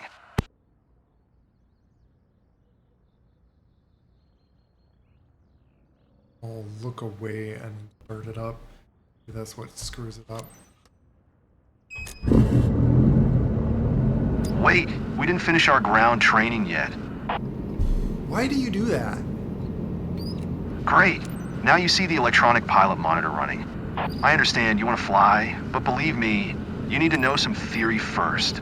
Let's start over again. Welcome aboard. Don't be... I'm gonna skip because I'm not gonna reset that until it just clicks. I'm just gonna do the next one. They need to fix that bug. Whatever's going on. Like, I don't know what was. I think like he's just going to explain a little thing bits on that instrument, and then just okay, no, that's it. Because like I did see someone finish that off too. By the way, it's like, and that's what it is. It's just so man, that's really frustrating. That it's just like I don't know how many frustrated people are going to be on that. Here we are, flying along the Grèzevaudan Valley in the French Alps. Look around while I am piloting. On your left-hand side, you can see the Belladon mountain range. And on your right-hand side, there are the Chartreuse Mountains.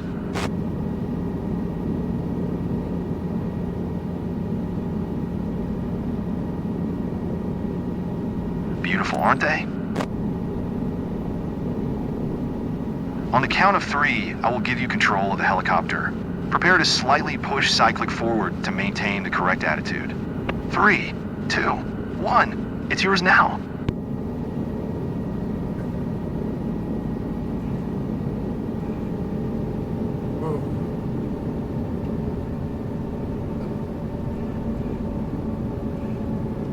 Using the cyclic, keep the helicopter in a straight and level flight along the Isar River you can see below.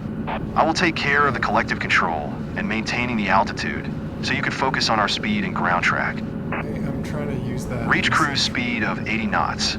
Push the cyclic to speed up, or pull the cyclic to slow down. Now try to maintain 80 knots through all maneuvers.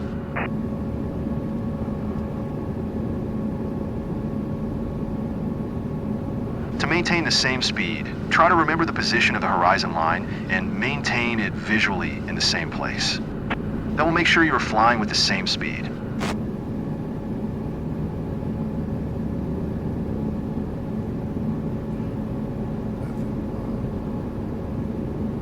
Keep flying straight until the river begins curving to the right. I should just not mess with that. Like, I don't know what that doing.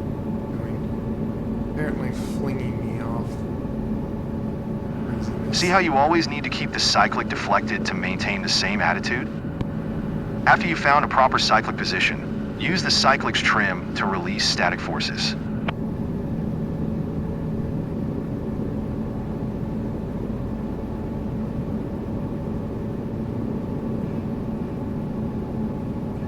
Goodness.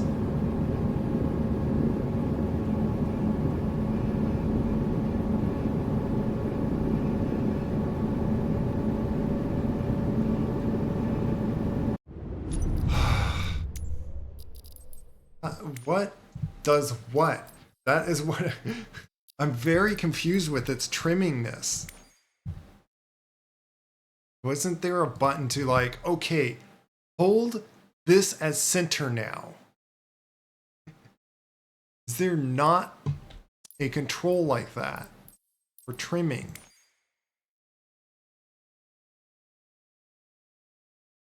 Like, I don't know what this is doing, but that's like flinging me sideways.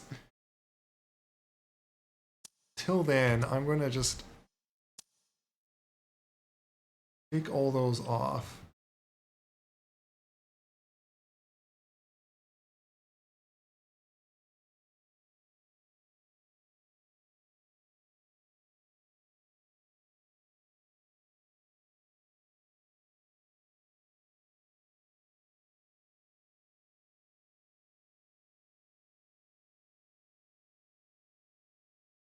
That as button.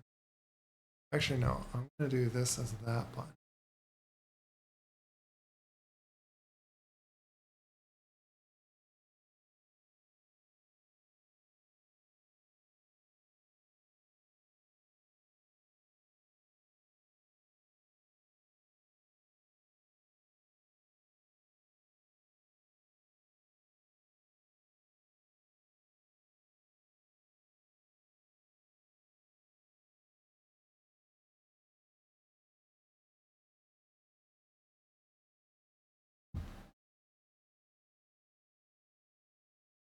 Left.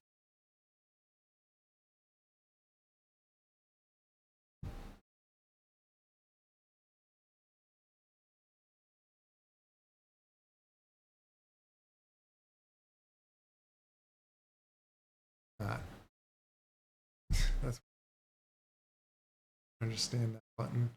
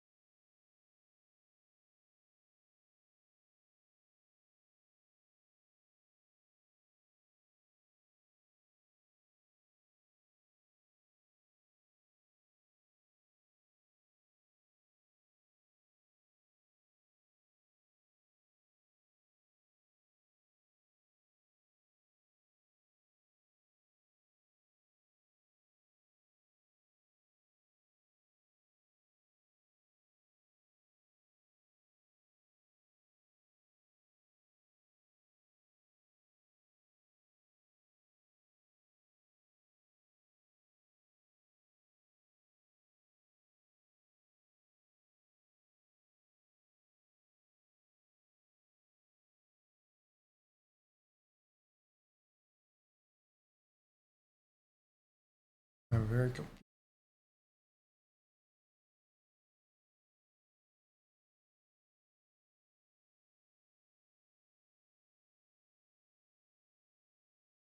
There's left and right, basically. That's what I'm trying to figure out here. Like, this is up and down, like this elevator. This is like yawing. Where's roll left and right?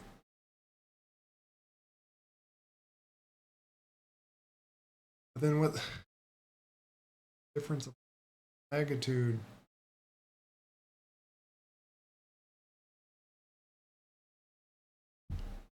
This is rotor thinking about, and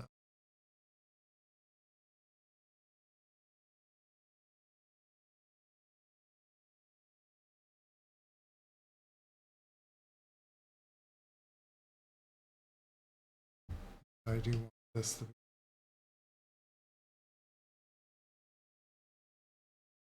the same button because I want to do them at the same time. Oh, that because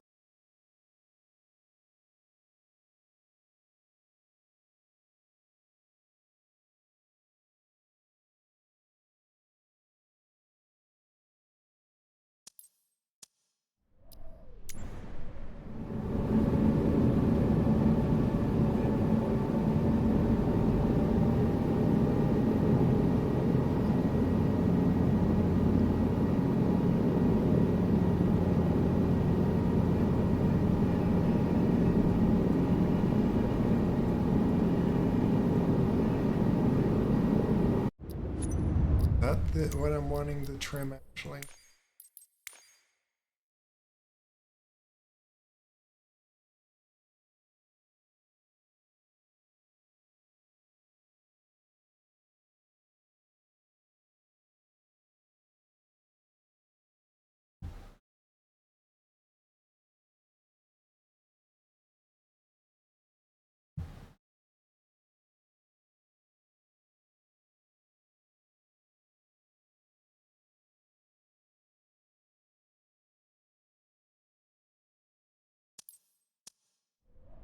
Wait, you know, I got an idea. Oh. That, and then look at keyboard. Yeah, see. I and K.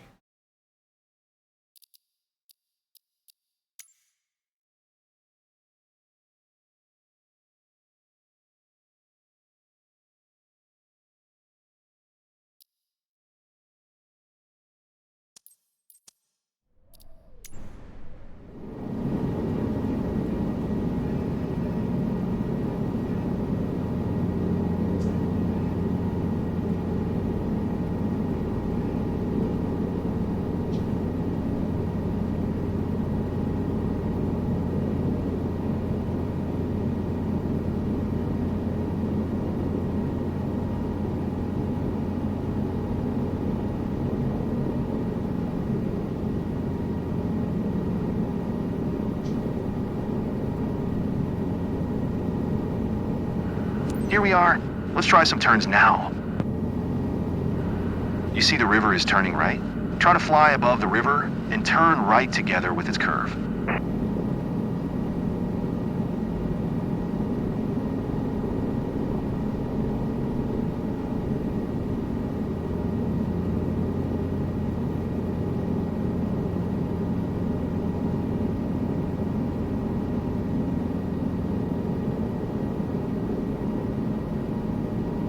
There you are. I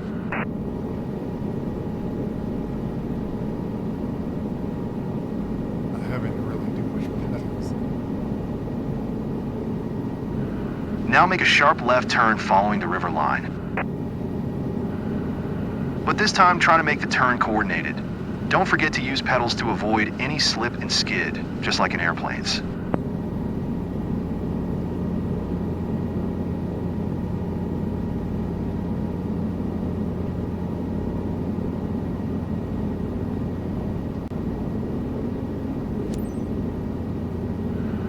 Now you see how little pressure on the controls you need to control a helicopter. Let's do something you never do in airplanes. Let's bring our airspeed to 0 knots. Gently pull the cyclic back until you reach 0 knots. I've been having to do anything with the throttle.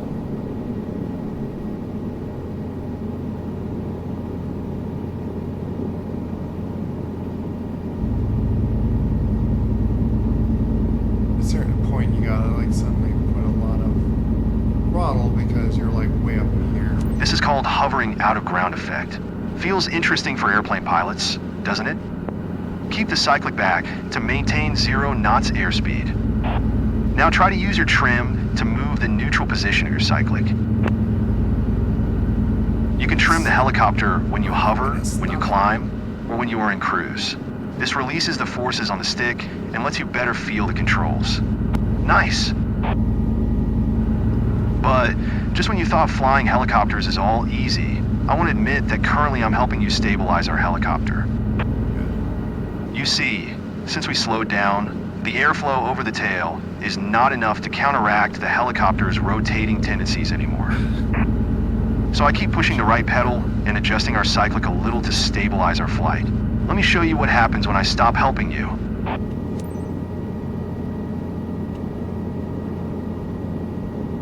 Okay, I am assisting you again. Don't let these rotating tendencies scare you. It is a fun challenge, and you will master it in no time during our next trainings. As for our today's lesson, I believe a little more practice with maintaining the correct speed would do you good. I would even recommend reviewing your old airplane trainings related to attitude and turns.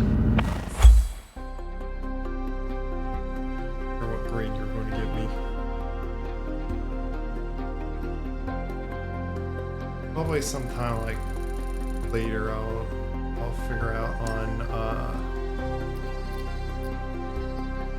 doing the first one just so it like registers that I finished that training. Otherwise it's like it's bugged out. It keeps resetting stupidly on me.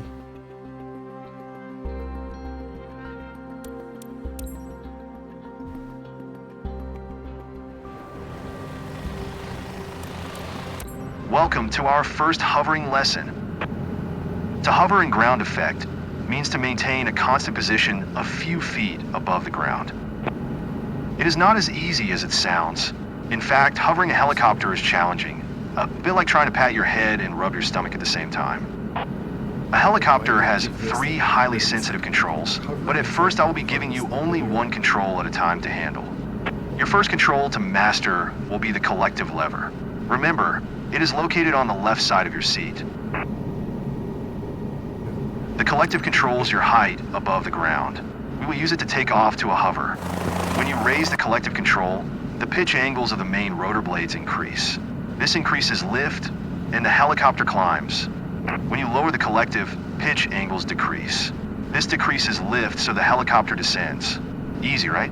Another thing we will need today is the ep1, which stands for Electronic Pilot Monitor. You might remember it from our previous lesson. Today you will learn monitoring power percentage with a multiple limit indicator. The most important thing to remember about power indications is to never go over 100%. You can read more about that subject in the briefing notes. Okay, enough lecturing. Time to fly. Before taking off, always check that all gauges are green and that we have enough fuel. As you can see, the tank is half full. This is more than enough for our training. Now look left and right to make sure we don't have people or vehicles approaching.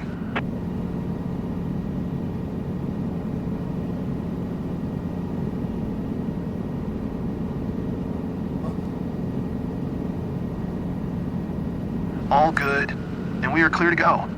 You have collective control now. Slowly raise it to the point where we become light on skids. This will be around 65% of available power. Be careful. First, you won't see any reaction to your movement, but power will catch up soon.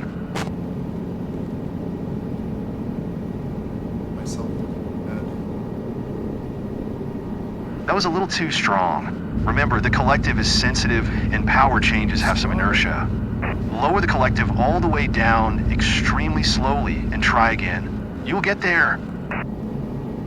I'm going really slow.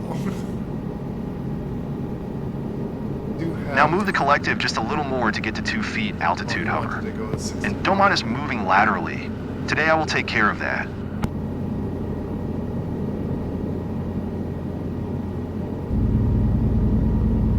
I do have a very light sense. There you are. Keep hovering at 2 feet now.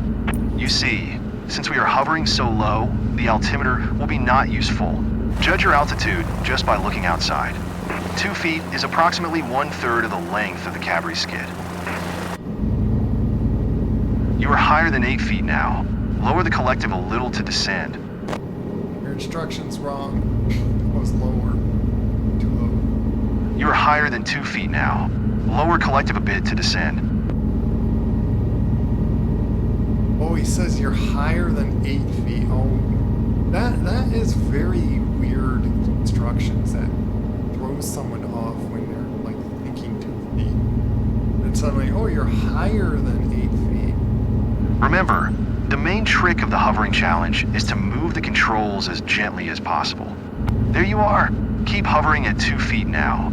When you find a proper collective position, you don't need to keep adjusting it, given that we are not moving and there is no wind like today. Look around and memorize how 2 feet of altitude looks. You see, since we are hovering so low, the altimeter will be not useful. Judge your altitude just by looking outside. Also, look at the power indications and memorize the number. 2 feet is approximately 1/3 of the length of the Cabri skid. This is the amount of power required for hovering in ground effect, and it depends on lots of factors such as our weight and the weather. But you may find it useful to remember this number for our training today. Now let's see how little you should increase power to hover at 8 feet altitude. Gently raise the collective just enough to get to 8 feet altitude and stop there.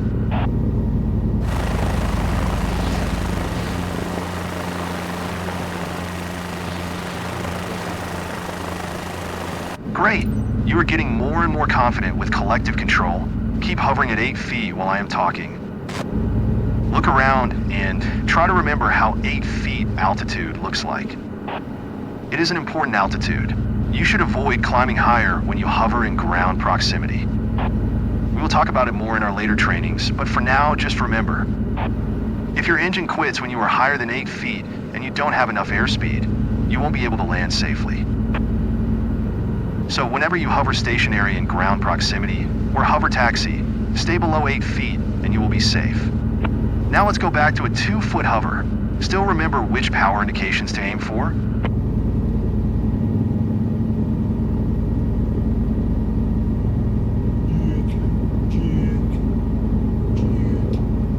There you are. I can see that now you understand sensitivity and inertia of the collective lever much better. Our last objective for this training session is landing from a hover. Remember to always stabilize your hover at 2 feet altitude before touching the ground. I'm moving the stick like here. Now, very gently lower the collective control until you find yourself firmly on the ground. Remember to always stabilize your hover at 2 feet altitude before touching the ground. Congratulations! You just did your first landing from a hover. You mastered collective and hovering flight pretty well. Time to start mastering anti-torque pedals now.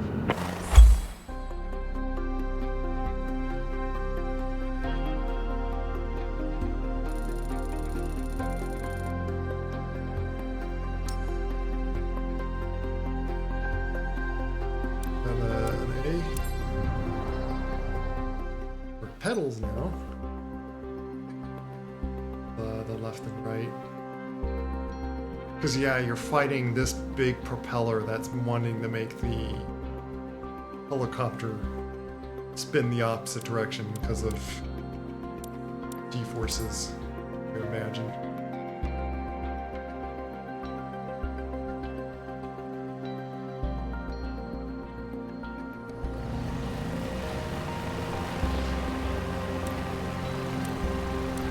Welcome to the second part of our hovering training series. This time you will get familiar with anti-torque pedals. I will be helping you at first, but by the end of this training session you will be in full control over our heading. Let's start with taking off to a hover. You already know how to do that. Before raising collective, always check that all gauges are green, we have enough fuel, and there are no obstacles nearby.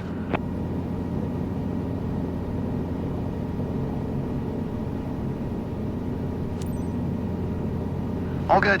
You have collective control now. Gently raise it. Get light on the skids first, and only then take off to a 2-foot hover. Let's stare at each other.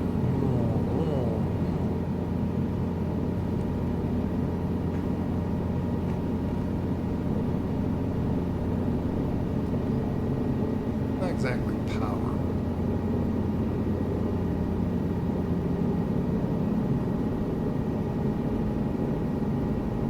Here you go. It is nice to see you are getting more and more confident with collective control. Stabilize your hover at 2 feet altitude. Here you go. It is nice to see you are getting more and more confident with collective control. Let's move on to the anti-torque pedals now. Stabilize your hover at 2 feet altitude. Look, they're located in the same position as the rudder pedals in airplanes. Are you wanting me to look at that? They also serve similar purpose, which is controlling the direction where the nose of the aircraft points. Only that in helicopters it happens due to increasing or reducing the thrust produced by the tail rotor. Try to gently apply pedals one after the other, and you will see how the nose yaws in the direction of the applied pedal. Easy, isn't it? Now try to turn toward the helicopter parking on your right-hand side. Apply the right pedal to start the turn, and the left one to stop at the required heading. Up and down. Pretty good. When making pivoting turns, try to make one smooth movement, and then stop exactly at the desired heading. Now turn 90 degrees left, back to our original heading toward the runway and away from the hangars.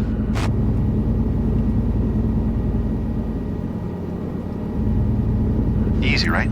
Keep in mind, though we use pedals to make turns like that only when hovering. We call it pedal turn. In cruise, we change the direction of flight using the cyclic stick, while pedals are used only for adjusting the side slip angle, like in airplanes.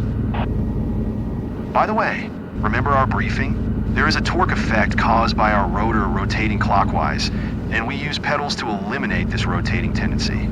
Until now, I was assisting you with the anti-torque control, so you would be able to try changing heading without additional stress of fighting the torque. It is time for you to have full pedal control. On the count of 3, I will stop assisting you with anti-torque. Remember, our rotor rotates clockwise, which means the torque effect will immediately turn our nose left. You will have to press the right pedal to counteract that torque. Ready? You'll be given full pedal control in 3, 2, 1, now. Try to maintain our original heading toward the runway. It is all a matter of finding a good position for the pedals which counteracts the torque.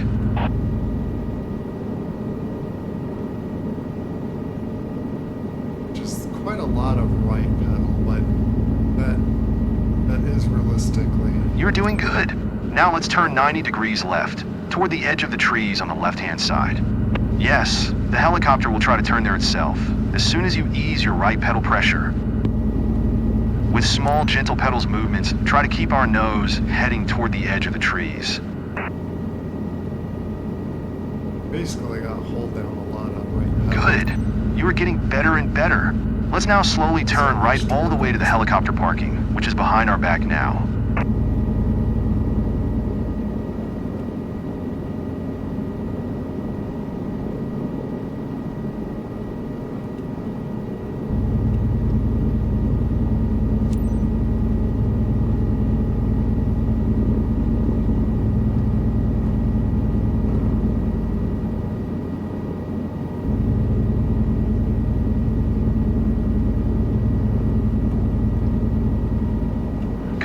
Now, let's turn 90 degrees left, back to our original heading toward the runway.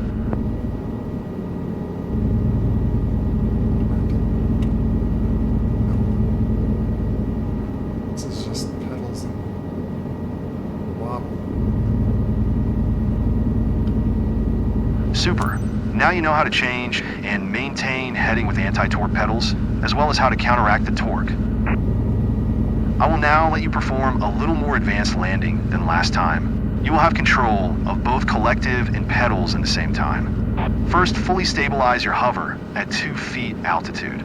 Carefully maintain your heading toward the runway. Always make sure you don't have any movement or yawing before you touch the ground.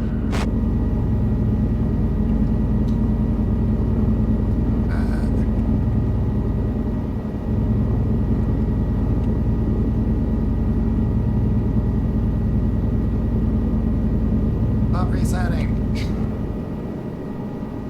No, I'm slightly go off. Oh my god. Ah. Goodness, the frustrations of the. Oh my. Can I just land already? Do I have to hold it steady on a certain. I need to pause a little bit because I'm getting strained here. Holding it a certain way. Hey Marvel dude. And thanks for the raid. Welcome to me stressing on trying to hover a helicopter here.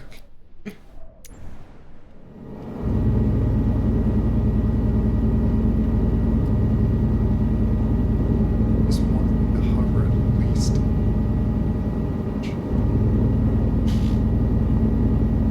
Every time. This thing is really hard. It's really, really hard to hold this thing steady. Because of how extremely light my throttle is. It is extremely light. Like, I don't know how I can just really lightly adjust this thing.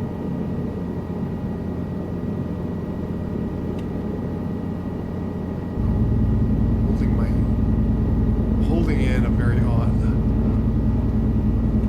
This is super tricky. How tiny tolerance do you want me? Oh my goodness. Marvel was denying cuteness, like he always tries to do. Like I keep saying, it doesn't matter how much he denies it, he's going to just be cute anyway.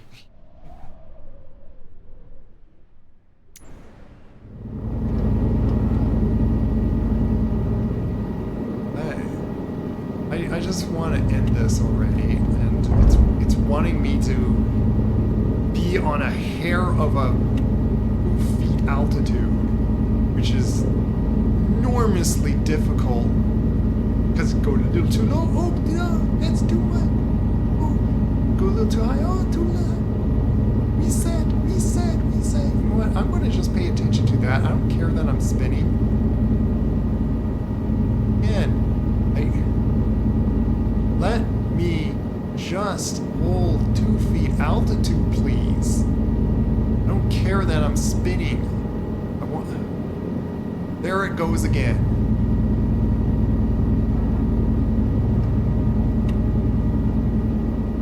Why do they even have you do this? My goodness. And this is like the 3rd training thing. Now, gently lower the collective control until you find yourself firmly on the ground. First, fully stabilize your hover at 2 feet altitude. Carefully maintain your heading toward the runway. Congratulations, you landed while having full control of pedals and collective. Way to go. Always make sure you don't have any movement or yawing before you touch the ground. Today, you mastered anti-door pedals. See you in our next training session dedicated to cyclic control. I question what's someone that like never flew in a helicopter before and tries that. Like, my goodness. Is that difficult?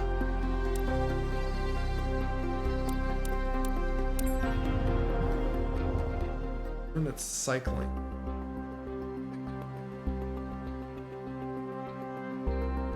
Like, I think I've set the trim.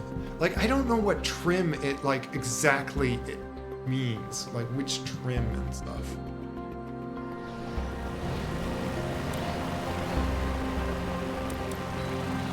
Welcome to the 3rd part of our hovering training series. In this training session, you will get familiar with cyclic control, and you will learn to counteract translating tendency. Still remember this term from our briefing? Let's start with taking off to a hover. All gauges are green. We have enough fuel, no obstacles around. Let's go. Slowly raise the collective, get light on the skids, and take off to a 2-foot hover. 2-foot hover thing again. Like, I'm sure realistically they would have a little bit of a tolerance. 2 feet, not be like, oh, stabilize your hover at 2 feet altitude.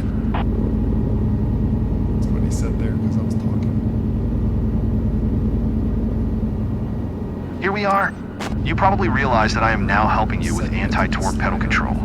This will help you to fully concentrate on the cyclic stick in this lesson. Look there. The cyclic stick is located between the pilot's legs and looks similar to a joystick or an airplane stick.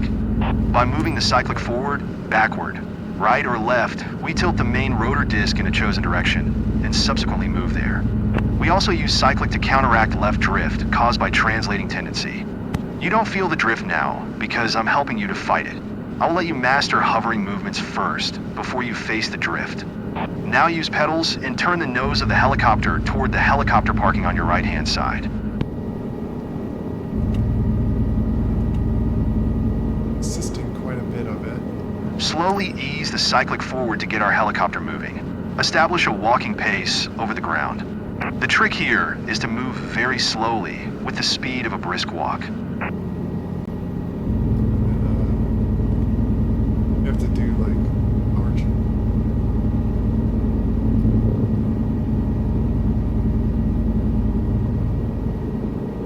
Gently pull the cyclic back to stop above the center of the heli parking.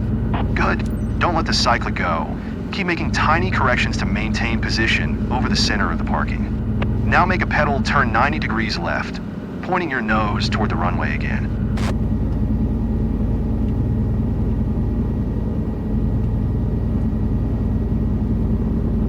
You will now make a sideward movement back to our original parking.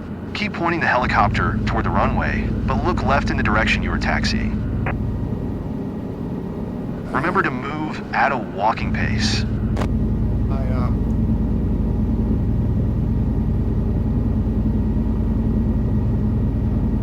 Having to do a lot of left pedal, which is very backwards to this thing.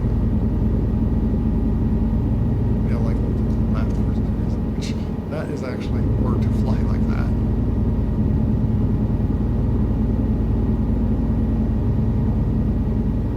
Nice.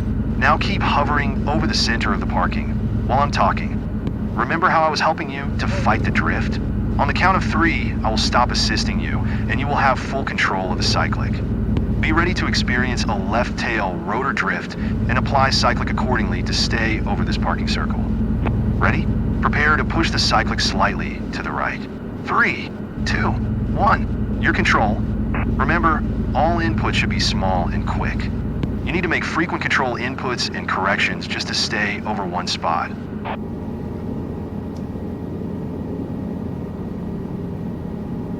Still having me control the collective difficult. Ah. Goodness. Not bad. This improves with practice, of course. Okay, time to land while having full control over cyclic and collective, of course. Try to be as close to the center of our parking circle as you can. Don't worry if at first we will be a little outside of it. Stabilize your hover at 2 feet altitude. Make sure you don't have any movement before you touch the ground. It is very important because we can easily get dynamic rollover if we are not careful. It's like scratching the thing. Oh, don't be the 2 feet thing again. Oh my goodness. Do they really expect every helicopter pilot to like be like a hair difference of that? Now, gently lower the collective control until you find yourself firmly on the ground. Here we go. Congratulations.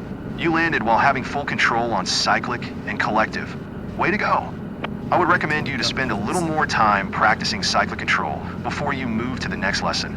Otherwise, I will need to be assisting you there too.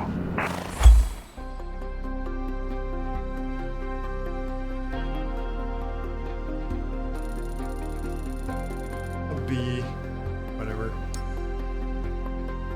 Soft landing. Yeah, it didn't make quite of a soft landing. I'm just gonna go through these. And I'll probably practice them on my own time. Spring flip. It's gonna like, I'm gonna get like all.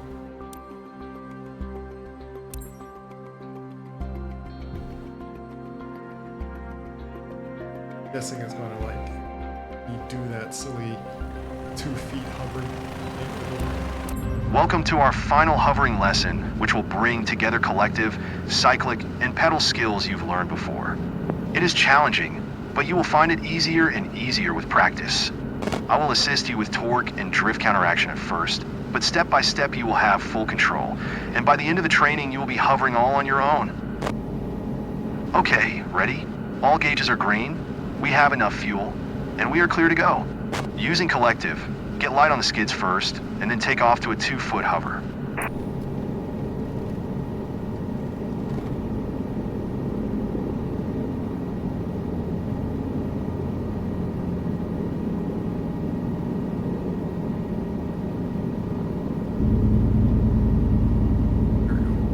Use pedals to maintain a heading toward the runway, and cyclic to keep us exactly above the center of our parking.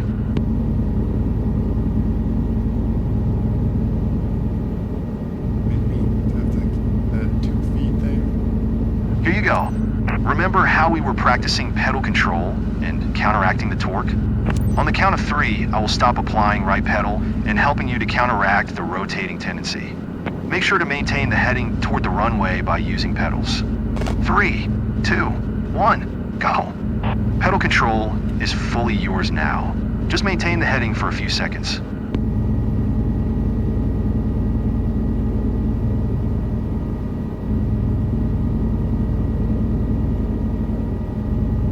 Good.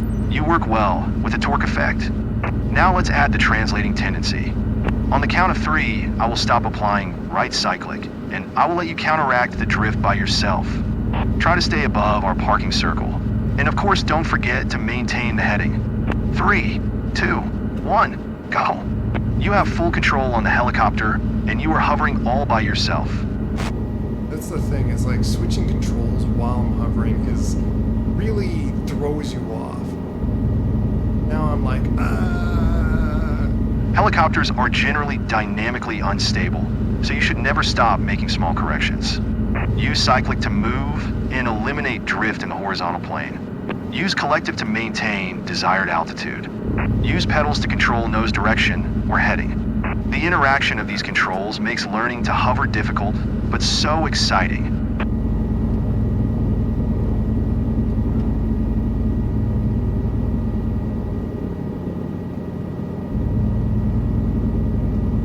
just wobbling all over the place. Yeah, this is how hard helicopters Do your are. best to keep your heading and to maintain your position over the parking area. But don't worry if at first you're a little too far from it.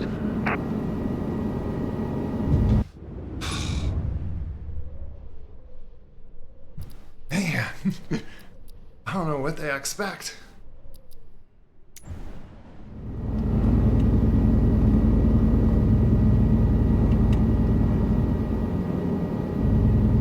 Oh, and don't forget to breathe.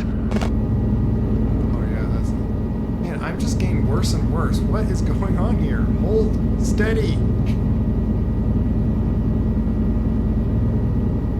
Why can't you... Yeah, I see what he's...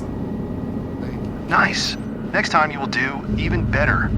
Please fly back to our original parking and maintain position over it.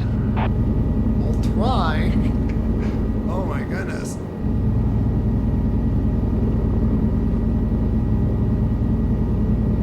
I think once, like, go in a circle, it's so weird. That is how helicopters are. I'm doing what's like a wave effect or something. You overcorrect, overcorrect, overcorrect, back and forth, back and forth. Really hard to just like stop yourself and then maintain that. Air currents, not so much air currents. It's just me pivoting myself back and forth. Like, if you notice me tilt one way, then you roll the other way, and then you tilt that other. So you're basically going on like a pendulum back and forth. That's what happens. There you are. Let's practice a bit of hover taxi now. See the helicopter parking stand that is farther away from our parking? Let's fly there, flying over empty parking on the way, and always staying at the hovering altitude of 2 to 8 feet. Remember to move very slowly, with the speed of a brisk walk. When you move fast, the effectiveness of the rotor increases, which lifts you up and requires you to lower collective to keep your height. And then, when you begin slowing down, you will have to raise collective again to have enough power to hover. But if you move slow and make all inputs gently, you don't even need to use collective that much. Try that.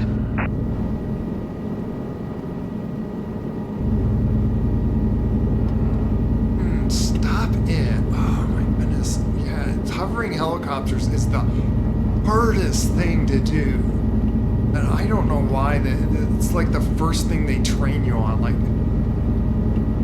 I think they, real helicopter trainers do that the very first thing.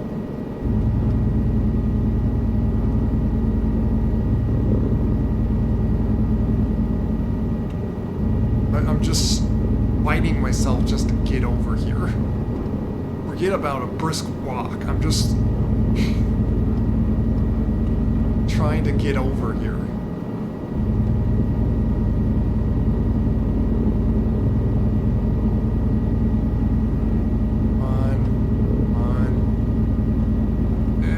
Try to stop exactly above the center of the parking circle. Now let's turn left toward the runway again. Oh my goodness. You want me to do all that? Fighting all this craziness?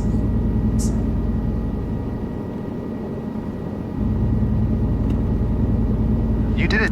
Hover taxi is an essential skill you will need in every flight. In our last objective for today, you will land from a hover while maintaining full control on the helicopter. Yeah, Try to be as close to the center of our parking as you can, but don't worry if your first landing won't be exactly on the spot. Stabilize your hover at an altitude of 2 feet.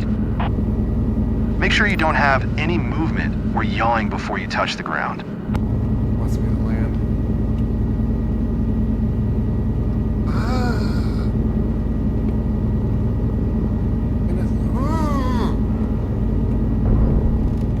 Just let me sit here, and then I'll go and hover, just so I'm flat at least.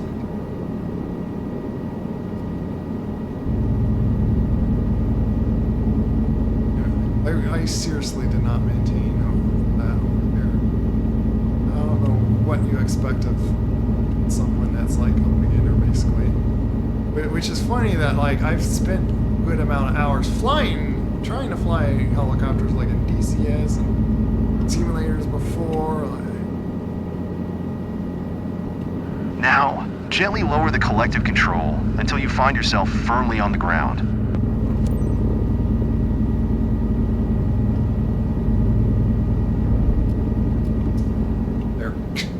Congratulations.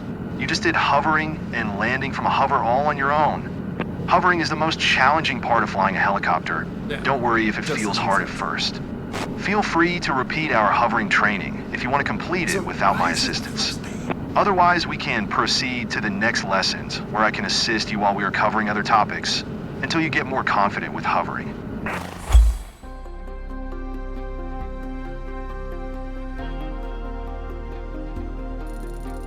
Yeah, a B. It still doesn't like my soft land. Like thinks I didn't do a soft land. I kind of like jolt somewhat. I did slightly jolt it down to the ground, but it's like I'm struggling to hold still just enough so I can drop down. So I can like put it down and not like put it down sliding sideways because that's kind of my go-to way of like. I find it funny that the seat belts still there when I'm like not existing there.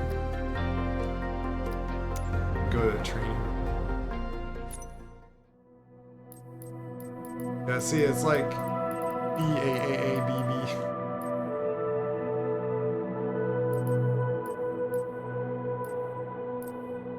Offline approach. But yeah, I wanted to try that and like, and given going into free flight, yeah, there is.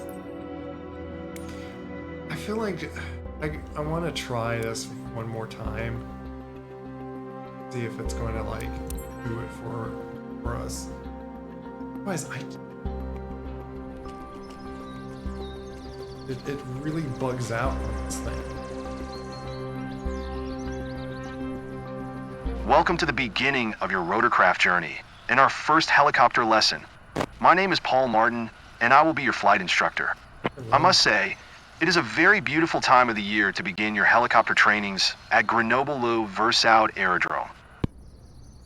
Meet our trainer helicopter, Cabri G2. You already know how the flight control surfaces of airplanes work, right? But do you understand how a helicopter turns without ailerons and speeds up without elevator? Here, look at the Cabri's main rotor. This is our main control surface. By tilting the main rotor disc forward, backward, left, or right, we can change the direction of the thrust vector and move the helicopter in a chosen direction. As with most French-designed helicopters, the main rotor blades advance in a clockwise direction. What do you think we need the tail rotor for? Walk closer and look at it. By changing the tail rotor's thrust, we can control the direction that the nose of the helicopter points. The Cabri G2 utilizes a fenestrine-type tail rotor. It differs from a conventional open-tail rotor by being integrally housed within the tail boom. Now let's continue our training inside the cockpit. Get in and buckle up.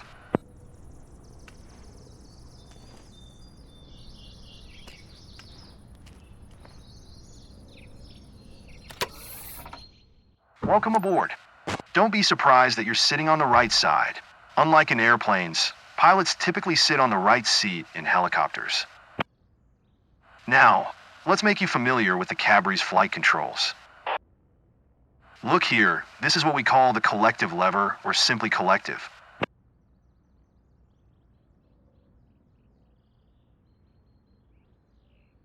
We use collective to climb or descend, or in other words, to control our vertical speed. Here's what we call the cyclic stick, or just cyclic.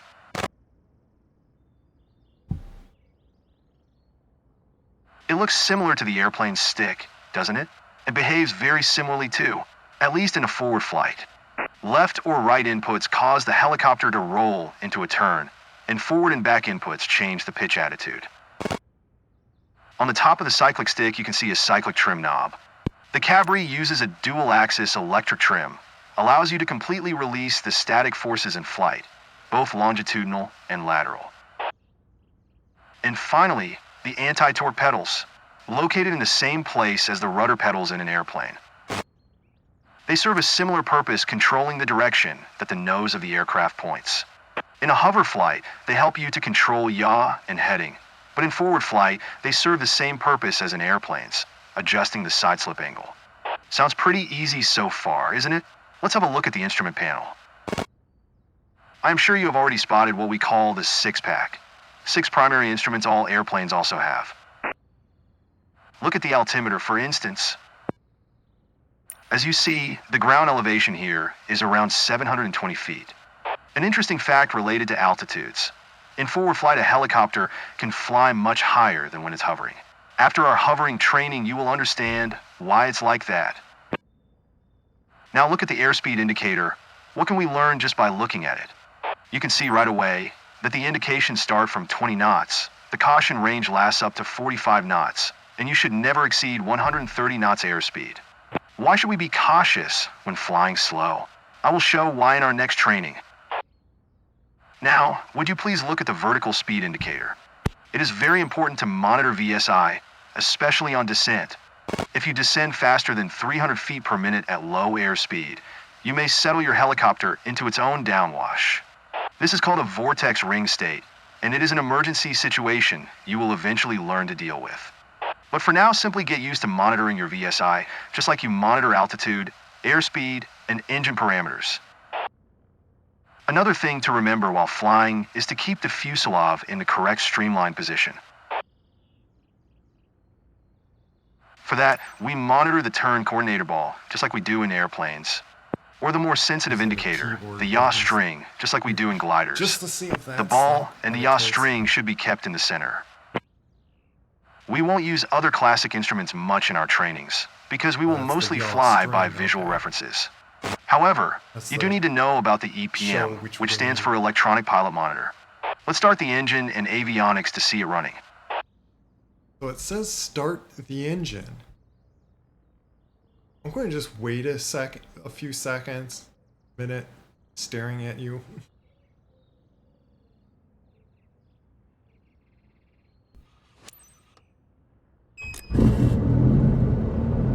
Wait, we didn't finish our ground training Oh my yet. goodness. Great. Now you see the electronic pilot monitor running. I understand you want to fly, but Yeah. believe me, you need to know some theory first. Let's start over again.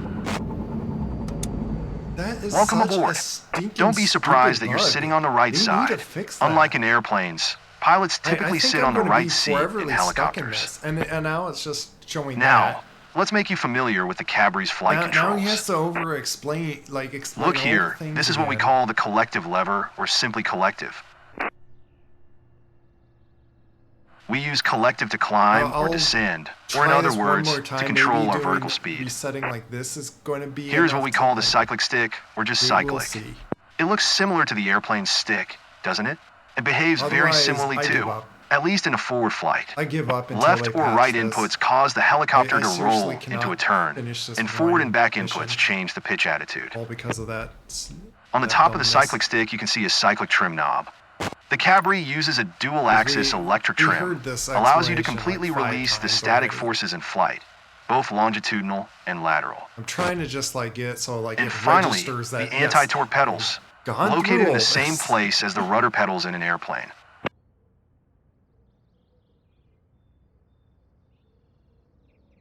wants me to They serve a lift similar propellers. purpose controlling the direction that the nose of the aircraft points. In a hover flight, they help you to control yaw and heading. But in forward flight, they serve the same purpose as in airplanes, adjusting the side slip angle. Sounds pretty easy so far, isn't it? Let's have a look at the instrument panel.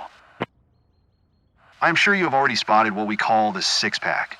6 primary instruments all airplanes also have. Look at the altimeter, for instance.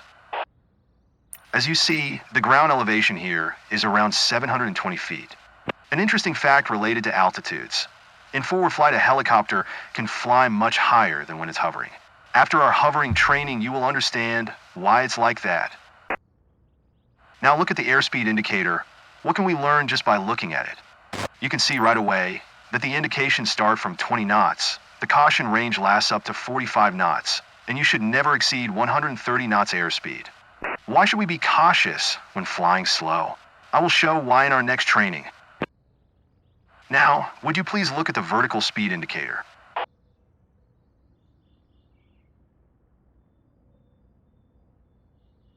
Second.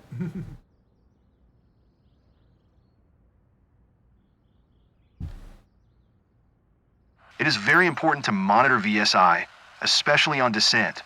If you descend faster than 300 feet per minute at low airspeed, you may settle your helicopter into its own downwash. This is called a vortex ring state, and it is an emergency situation you will eventually learn to deal with.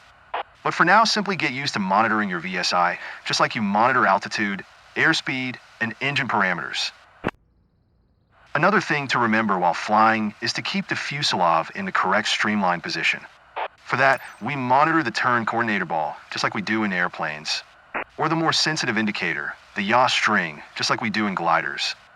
The ball and the yaw string should be kept in the center. We won't use other classic instruments much in our trainings, because we will mostly fly by visual references. However, you do need to know about the ep1, which stands for Electronic Pilot Monitor. Let's start the engine and avionics to see it running.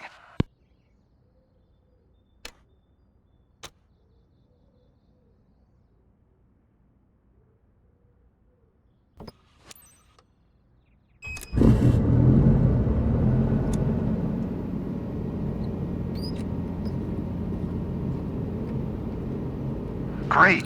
Now you see the electronic pilot monitor running.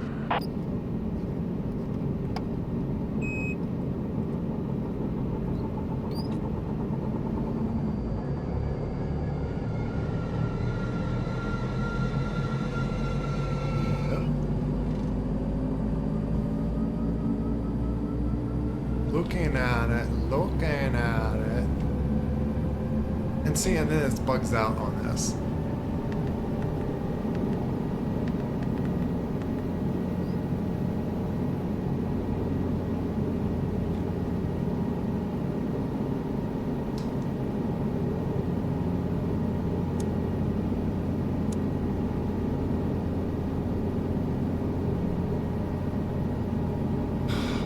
I can't get through this because it bugs out. No matter what I do.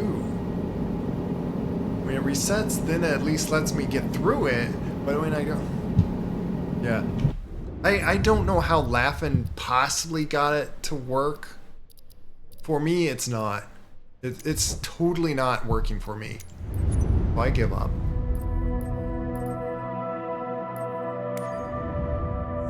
Wonder do I...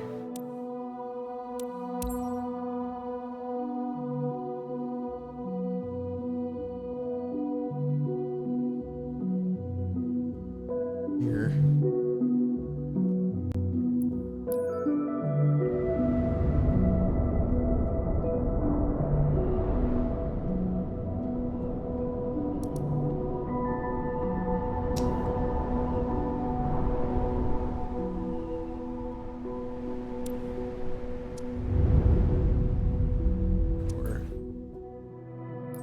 Yeah, I don't get the career just yet. I'm gonna do like one other free flight thing because I am curious about flying a heavier helicopter. Which is the heaviest?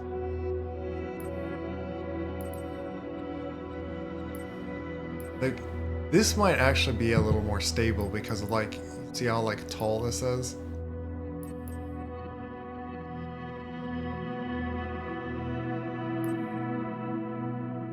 Let me actually just try that.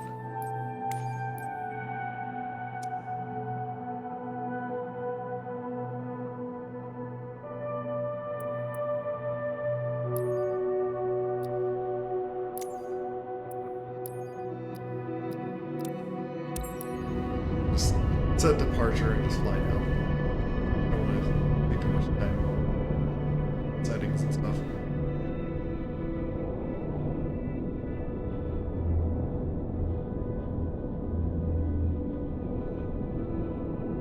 Crazy, you could like go to an airport and all that.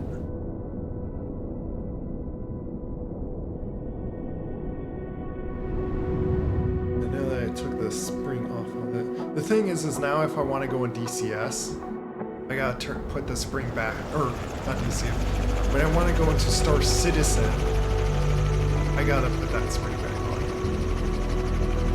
Because my up and down on this left stick would be my strap up and down.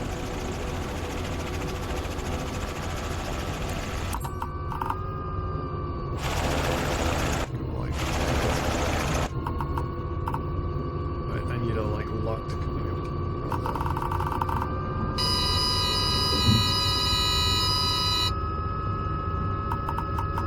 That was not.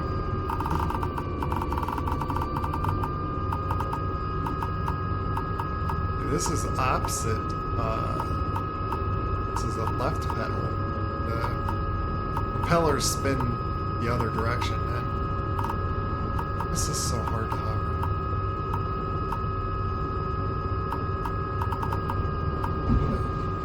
Now this looks like a trainer helicopter, right?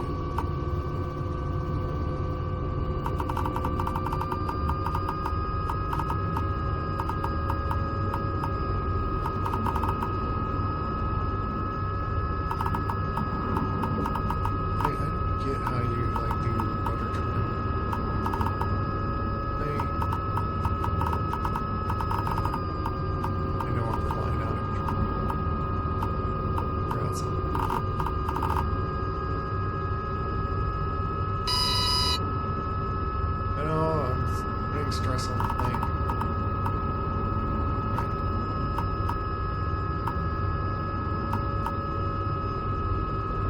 I don't get the trim stuff. I have yet been able to do any trimming. Except for like up and down and everything.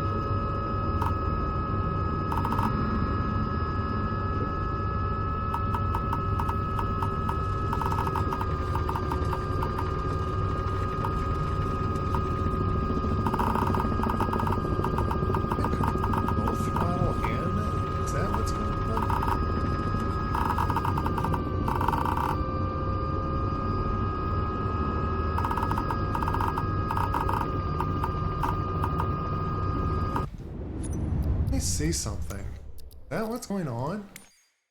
Am I controlling throttle as well?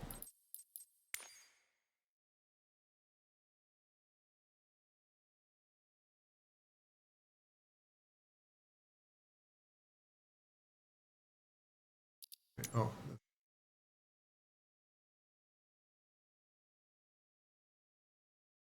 It's just collective.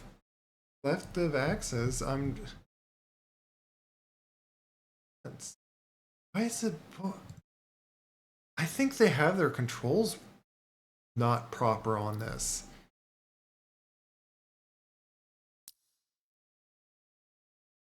Other axis. Huh?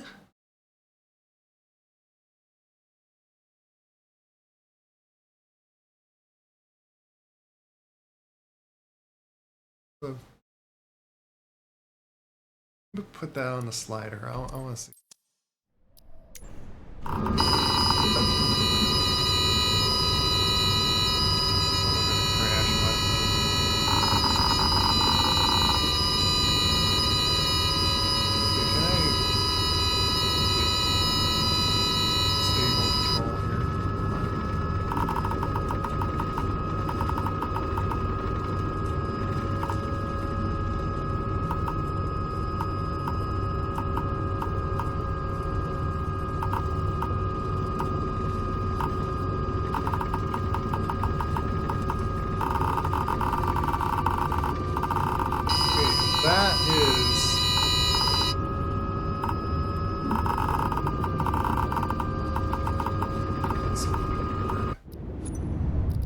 So supposedly that is. Oh my god. What is with these controls, man? That's apparently the propeller axes.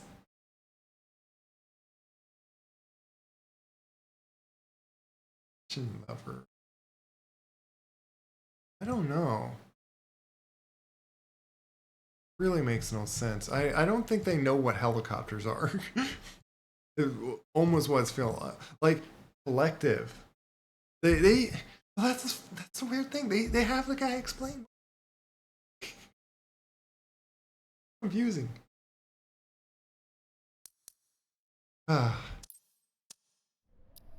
Let me see if I can land. I can go into a hover engine.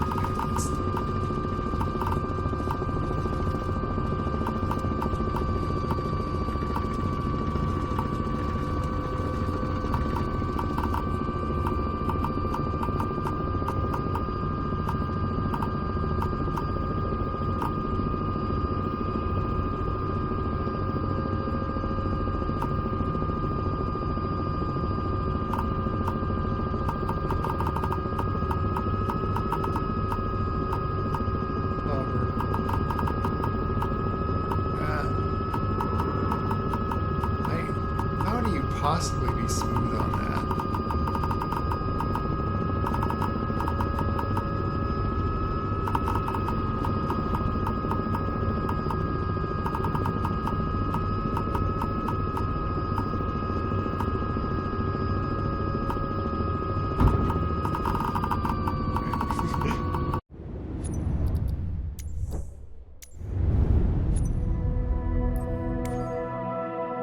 Try what looks like the heaviest helicopter.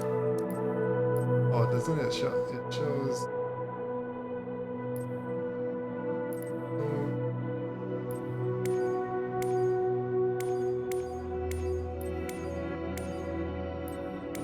It has like the highest fuel liters.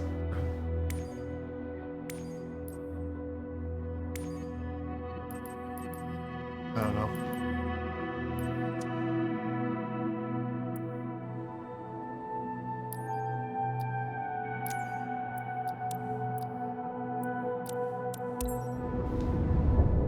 I just want to like try his helicopters, but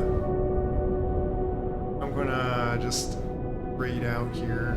Read to laughing, because I might join him. Otherwise, have fun watching him play brain games. I think this is pilots flatback.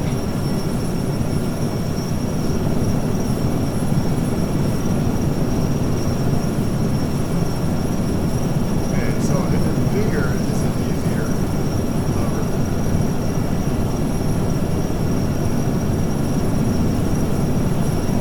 Not exactly. Size doesn't quite make it easier.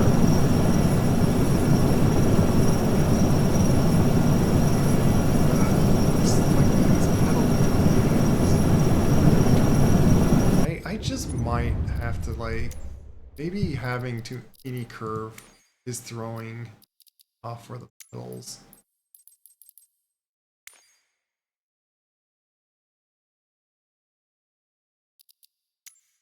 Did I have?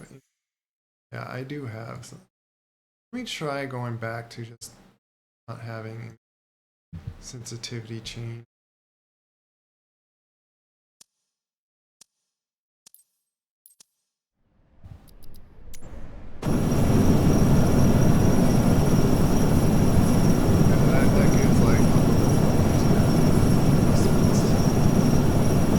Maybe it doesn't need much.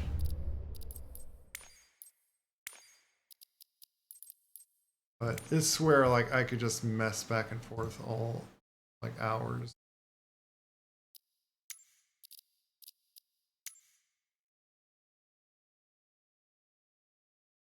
Try wait, that's try minus 2.2.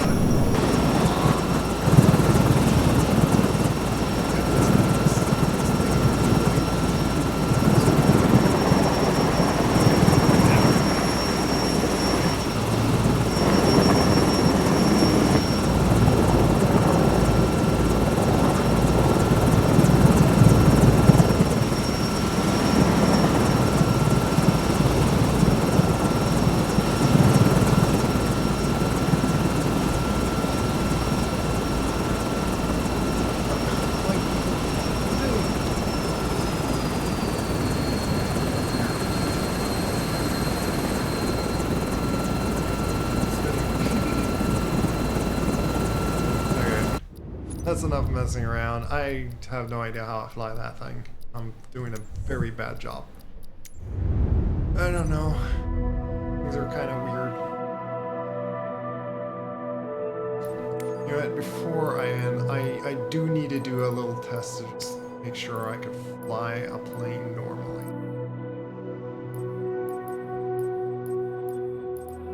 Just do a basic Cessna.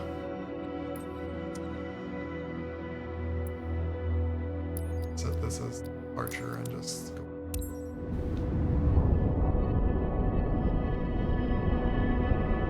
Just to make sure I can like actually fly a plane if I got the controls correct or if something's messed up because I set it up for helicopter controls.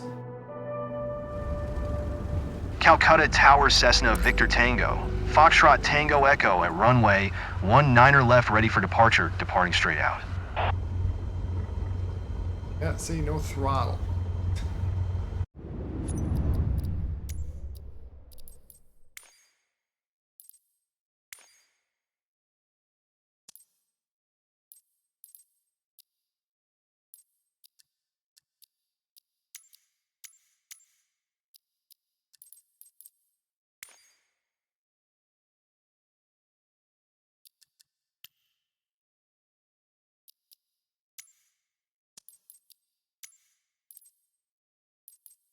Got power, throttle. There's throttle.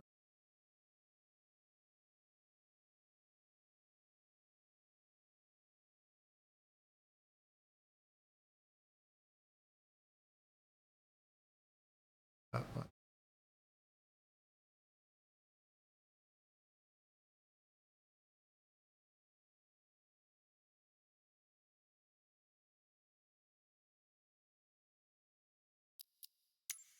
Maybe because you know what, I'm gonna.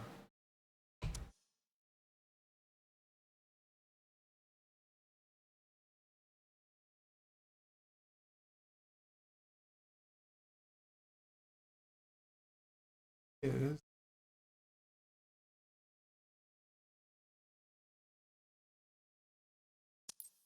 Oh, yeah. Good. Sure, I could set that on my slider.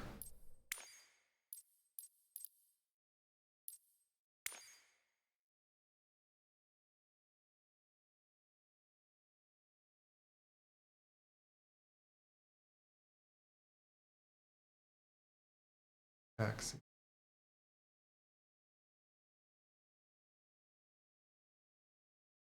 Sure, axis.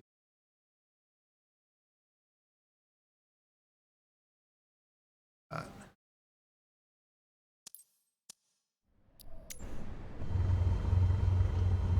Okay, that's proper.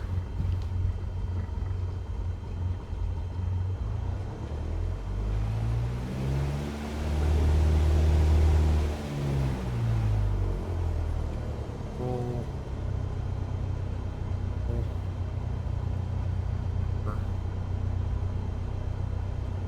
That. Parking brake.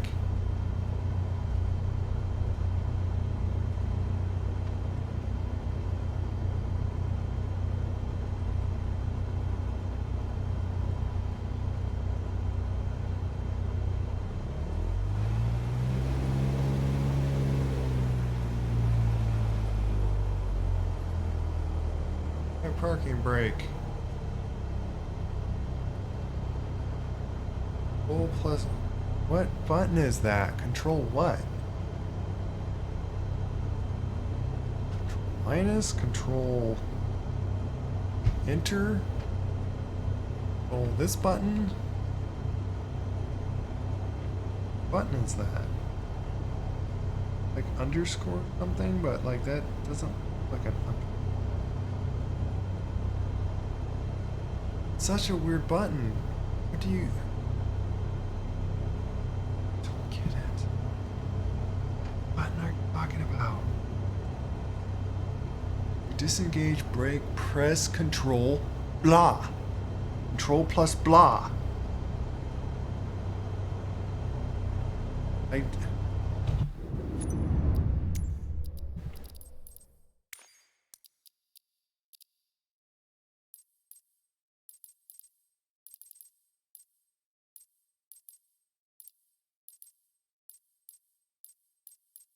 seriously have to like look for the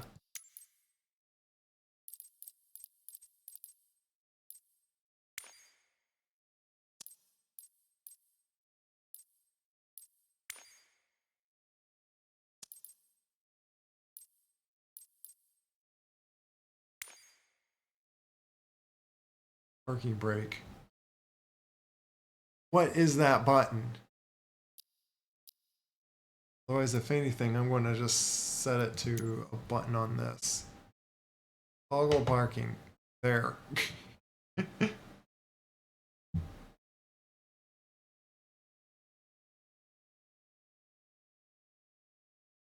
Oh,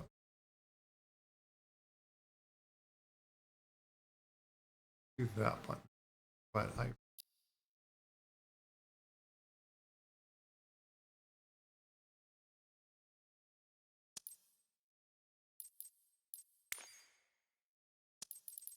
was on.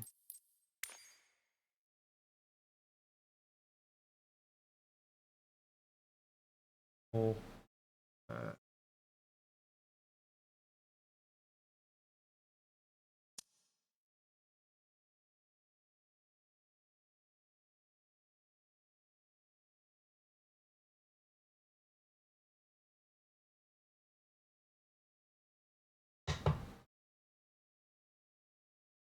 do as a and then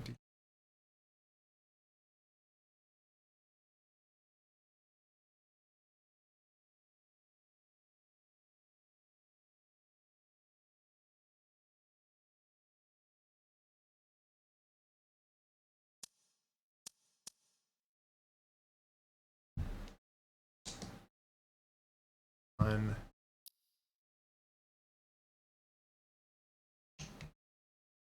Oh, it's already a button. I do it on a button that's like a pickle button, basically.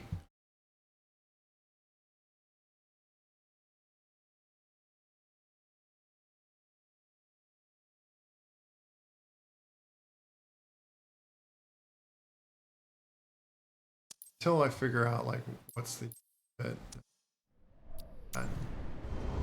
Okay. What was the thing anyway? Oh, it's doing that. Okay.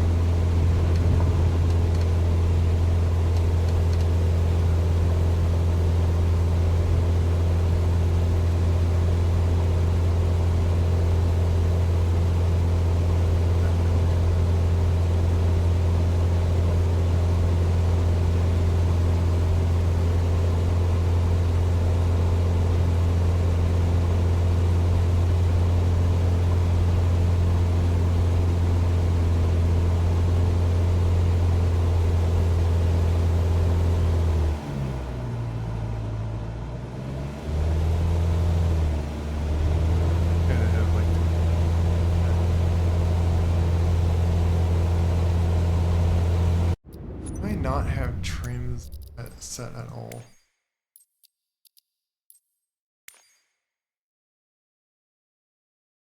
I do.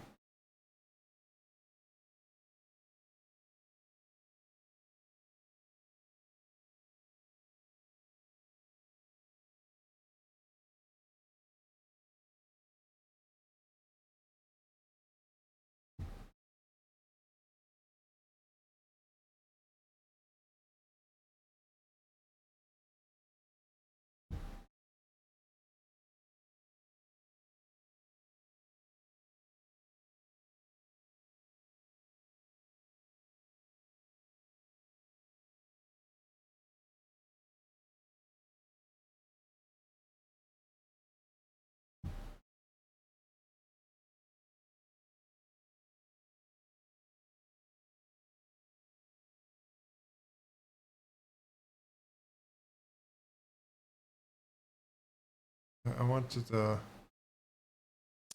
toggle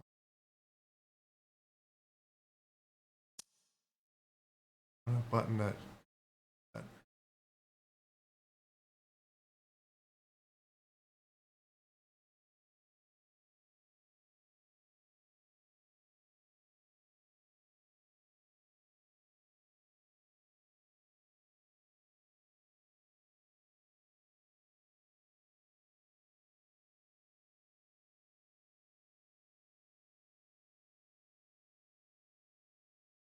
no re there's a reset rudder trim, but there's no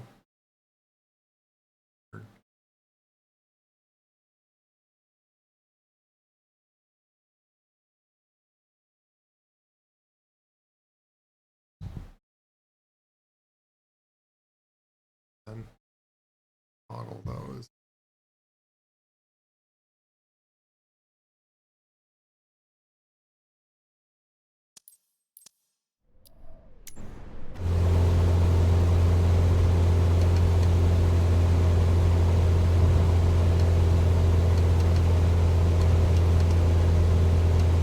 Going in the opposite direction. Okay, that's why. Like backwards. That's backwards. Backwards. Nose up. What? Oh, I read it wrong. Yeah, nose up. Yeah, nose up. Back. What? Are you telling me to do it this way? That's backwards.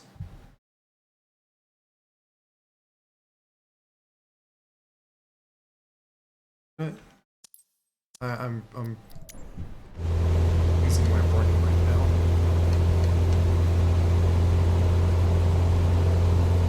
Why is this going the wrong direction?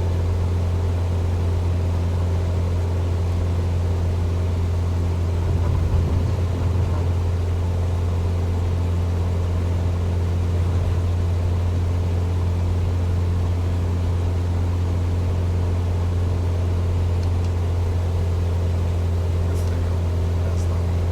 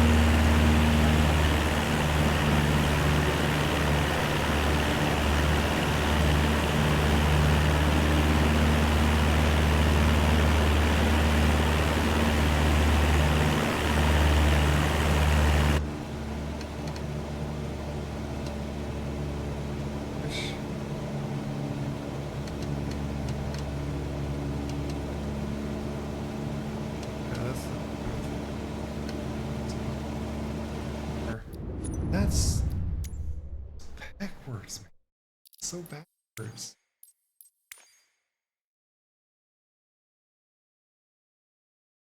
Not really nose up, nose down.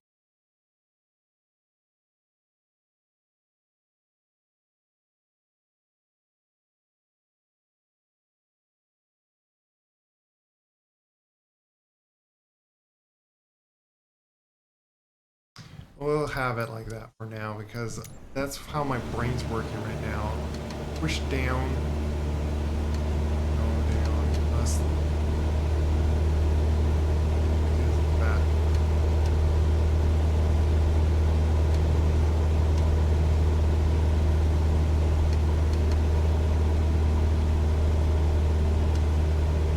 Left or right.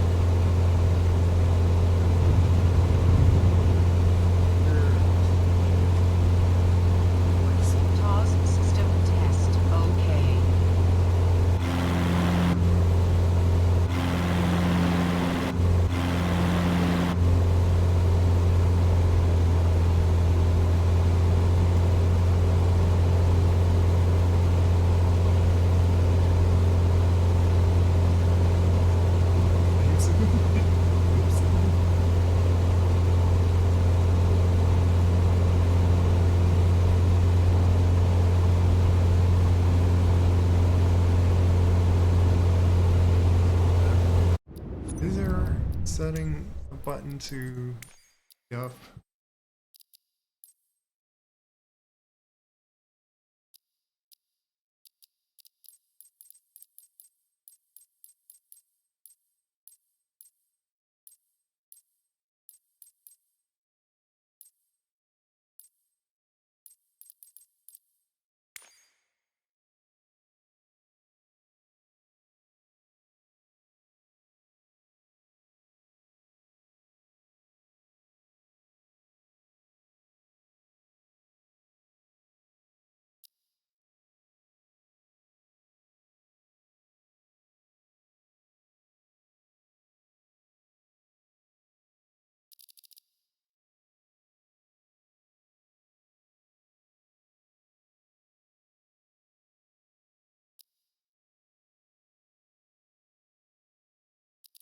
Guessing there is no.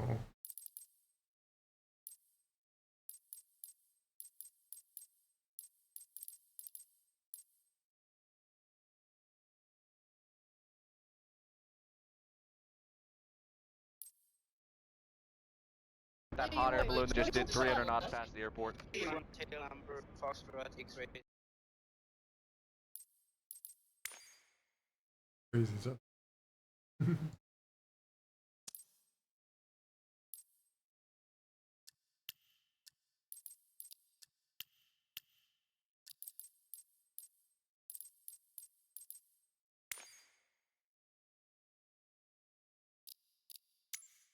Okay, yeah, it does have them.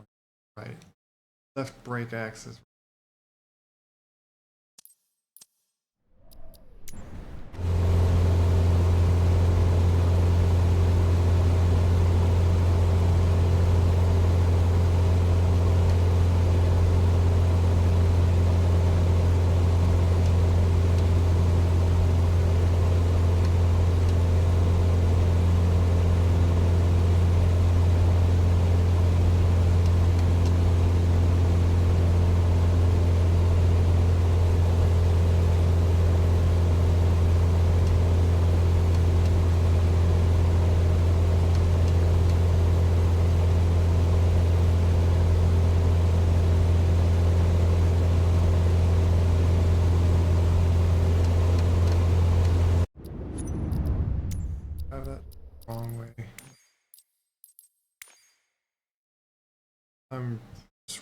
Yes.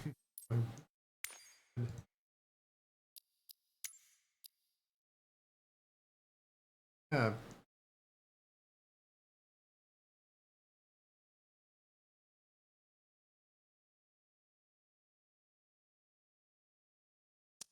About it. Trimming nose up should down. Down. That is. I did reach that right way. Direction that thing.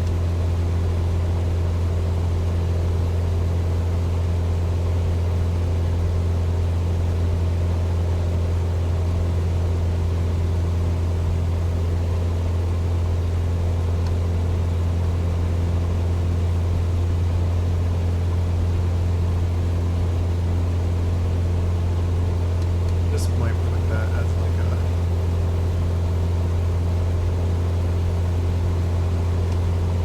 minus. Go ahead and do it. Very rough. Here. Colors. My end.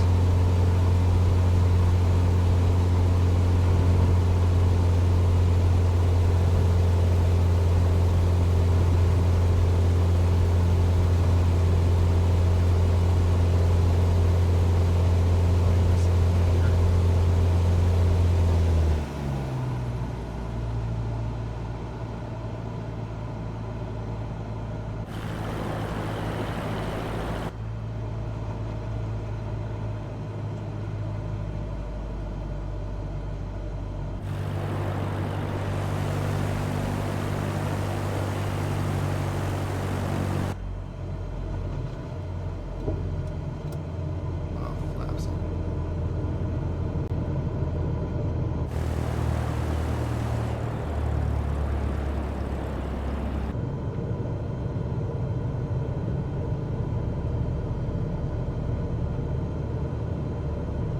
$500.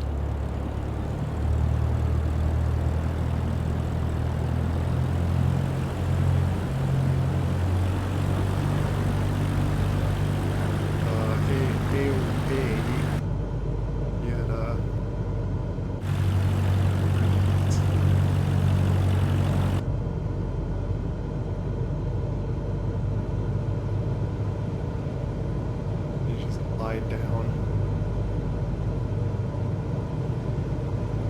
Tilts yourself up and down, you actually like use the throttle.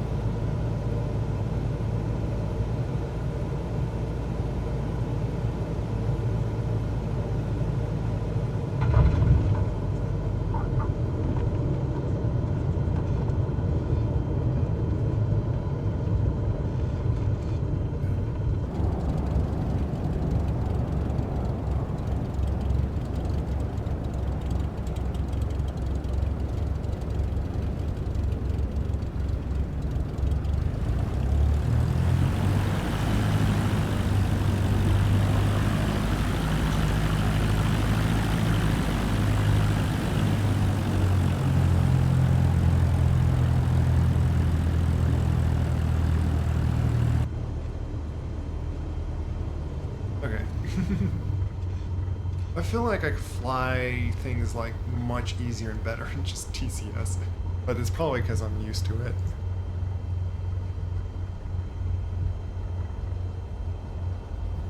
But I'm gonna do a shout out who I'm gonna hear.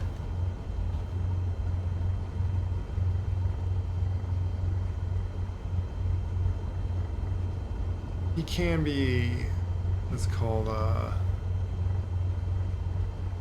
little vulgar.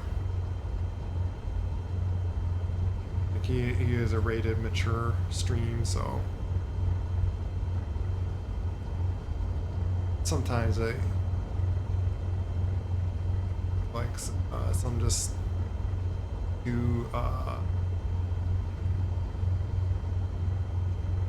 those like kind of like dirty jokes or so, like also like just inappropriate kind of jokes.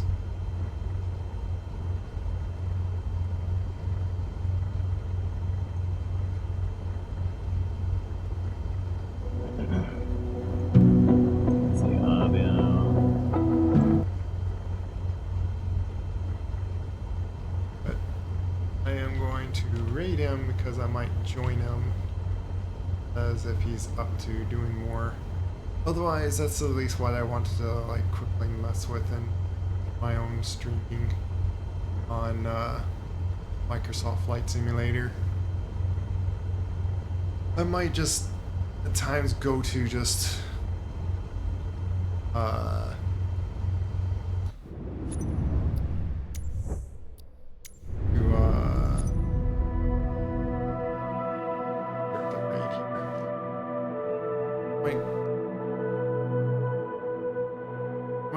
like I am curious about doing the career mode and other stuff. And I'll probably finish that helicopters meeting. But like I don't know if I can if things all bugged out.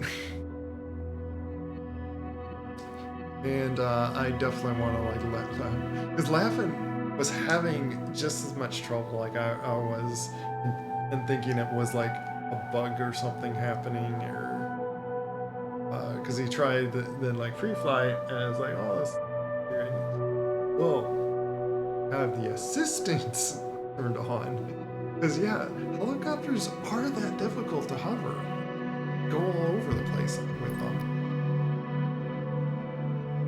But take care everyone that's still in ask around trying to learn helicopter. Take care, God bless. Say hi to Laughing.